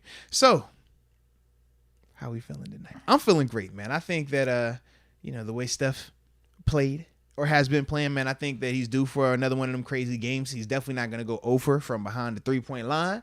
And it's Game 6 Clay night. He said he's an Aquarius, so he likes water. I don't know if you saw that video. That was his whole thing. So he's ready to go. He's ready to shoot it up, man. So I'm feeling real good right now, man. Did you check these lines? I did not. I don't care about them. Well, if you're feeling that way, you might want to put some money on the Warriors. Mm-hmm. They're +4. I understand it because they feel money like line Boston, +150. Yeah, because they're saying Boston is not going to lose 3 in a row. They're saying Boston is not going to lose on the at the crib either. That's the other part of it because it's Game 6. But to me, man, it's Dub Nation. We're getting the dub. Dude, I'm definitely looking at those lines. And Juan Rangel, I was not saying Boston. Nope. I've been Dub Nation. Warriors. I'm loyal, okay? I'm very loyal. My wife is from the Bay. All right? Dub Nation. I'm an honorary Bay member. Yeah, y'all saw the hat. Hyphy movement over here, man. Let's go. I'm going to go through some of these point totals real quick. Let's get it. Let me know how you're feeling. I want to start off with this guy first because he was, I'm going to say surprised with how he performed last game. Gary Payton II. The mitten. Yeah. The mitten. He played good. Yo. Some backdoor cuts, getting some scrappy points, hitting threes. Yeah. I think he had 15 total, so his over-under right now is 5.5. I thought he was key. I think he's going to get the minutes is what I'm saying, to at least get 5.5. I don't like the point. I don't trust him. Really? He'll play. I don't think he'll score to 5. Because this game, 5.5. you know how this game is going to be, though, bro. It's either going to be like Boston blows them out, or I think it's going to be tight, but Warriors finish it out. And if it's tight, I don't see him getting the buckets like that. But if it's a blowout, I still don't see him Just getting 6 the buckets points, like 2 that. threes? Bro, I don't see him hitting. A 3 and an and 1 on a layup? I just don't like relying on those type of players. That's all. If he gets if I think he's going to get the minutes, Yeah. which I think he will because he played really good. I don't think they're going to just bail on him now. They're not, no. He, kind of got up to speed after the injury with the offense and just what they're doing. Do you think he gets it done?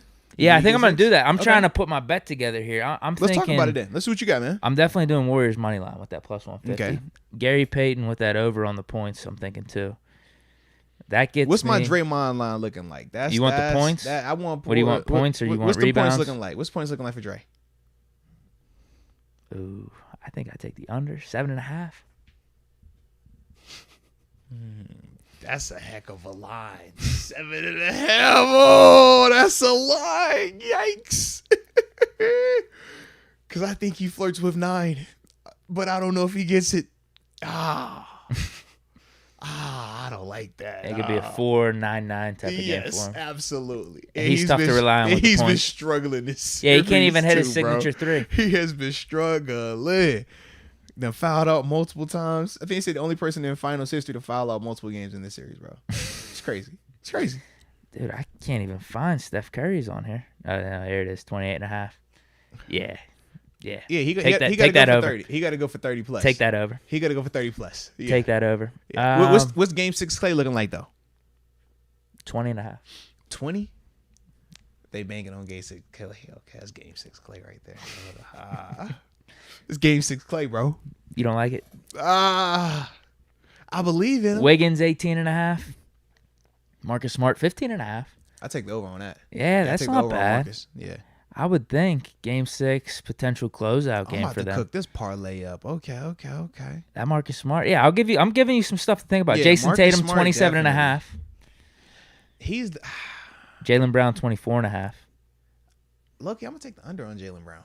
Even though I think him and Tatum got to go for 30 for them to win, or be flirting with 30 to win. One of them. Yeah. One of them at least. The other one got to be in the 20. 9.5. The other one got to be 20 plus. How you feeling, Horford? 9.5. You take the over on that. Okay. Yeah, you take the over on that. And it's at Boston. He's gonna watch. Horford's gonna go for like 15. It's in Boston. Jaylen Brown gonna go for mid 20s. Dude, how about this one? Yeah. Wiggins 7.5 boards. He's been on fire. He had 16 the other night, right? I'm putting that one in too. Yeah. Right now I got over 5.5 for the mitten, over 28.5 for Curry, over 7.5 boards for Wiggins. The first 2 were points with Curry and the mitten. And then I'm throwing in Warriors money line. And this is the concoction we bring up right here. Here we go, ladies and gentlemen. Parlay. Oh, wait. What Never happened? mind. No, I can't parlay those right now. Why? I think I need to somehow find which ones are same game parlay. I think those ones specifically. Oh, yeah. I don't think the points ones were eligible. Got you. I like I don't know what happened. I'm gonna try to figure out something so I can get that in a parlay. But I like those. No, I do too, You're, man. you're liking Marcus Smart Yeah, and I like Horford Marcus Smart, Horford on the points. and I like Curry on the over on the points. Over and the well. Yep. I like And then you're over as well. going. And I'm going Warriors Warriors money line. Yeah. Okay. Mm-hmm. Yeah. Yeah. Those are some good parlays right No, there. I like that right there. I like that a lot. All right, so man, I think we got a couple supers that just popped up in here, man. We will read those because it is 7:30, and my doorbell it just let me know food is ready.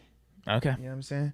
I don't want to get in trouble. Well, if this tornado is bad, I might be having some of that food. Hey, I hope so, man. You always invited me Casa Sukasa. You know that. Oh, thanks. What do we got? What's on deck? I have no clue. Wifey Some was Five Guys, me. maybe? Wifey texted me when I was, and I was texting her back, and then, you know how that go. I can't focus because I get excited when I talk to her. So I was like, man, let me set the phone down and focus on this, and now I get back to her when we done with this. So yeah. Black and Martyr. So sorry, I haven't been around. Been in a funk lately. Hope you are getting out of that funk. No, haven't been paying attention to YouTube and emails. Hey, sometimes you gotta take care of whatever you gotta take care of. Nah, seriously, no one's blaming you for that. Yeah. Don't even apologize. Nah, seriously, man. Just what I always say, man. Just try to always stay grounded, right? Whenever I'm feeling in a funk, man, go outside. Just, take in the air, take in the atmosphere. Close your eyes, just breathe it on in. What you smelling, what you hearing, what you seeing. All right. Definitely helps out, man. I was laughing at this solo one comment. You go, bro. I'm gonna get to this. But Steel Nation on Fire says, y'all need to get off the Warriors nuts. Celtics got this back-to-back win, winning this game in Game 7. Game 7 in the Bay? Come on now. Yeah, area. Come on, baby. Nah, Curry's on one, dude. Come on, man. Solo one. You see how Curry walking around out there? Come on now. Yeah, he had a good game, and everyone wants to make it seem like the world's ending because he went over. Yeah, it's not optimal, but he still played good. He still balled. He did. was still balling. Good defense, everything.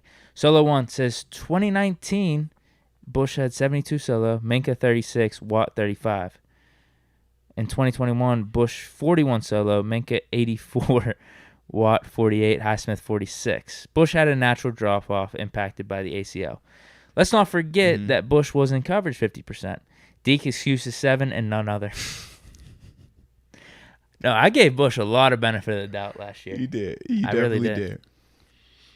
For me, I'm just like, bro, we gonna find out. That's where we're at right now.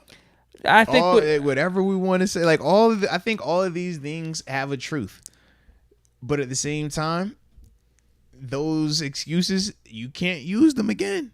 You cannot use them again. So regardless of what may or may not have or whatever logic we want to develop around this, is just like, he is going to have to show if he is this player that we think he's capable of being, or is he the player that some people think that he is, and that's just not an elite guy, not a good player. So that's what we'll find out, man. But yeah, the clock is ticking on him, baby. The clock is definitely ticking. When's this game tonight? Is it 9? I think it is 9. Yeah, 9. Yeah. It's 9. All right. So I got an hour they and a got to half. start that thing at 9 on the East Coast. It's crazy. I got an hour and a half to figure out this parlay. Official Momentum says we ready for Monday. Uh-oh. Momentum Mondays. Uh-oh. You heard that, man. You heard him.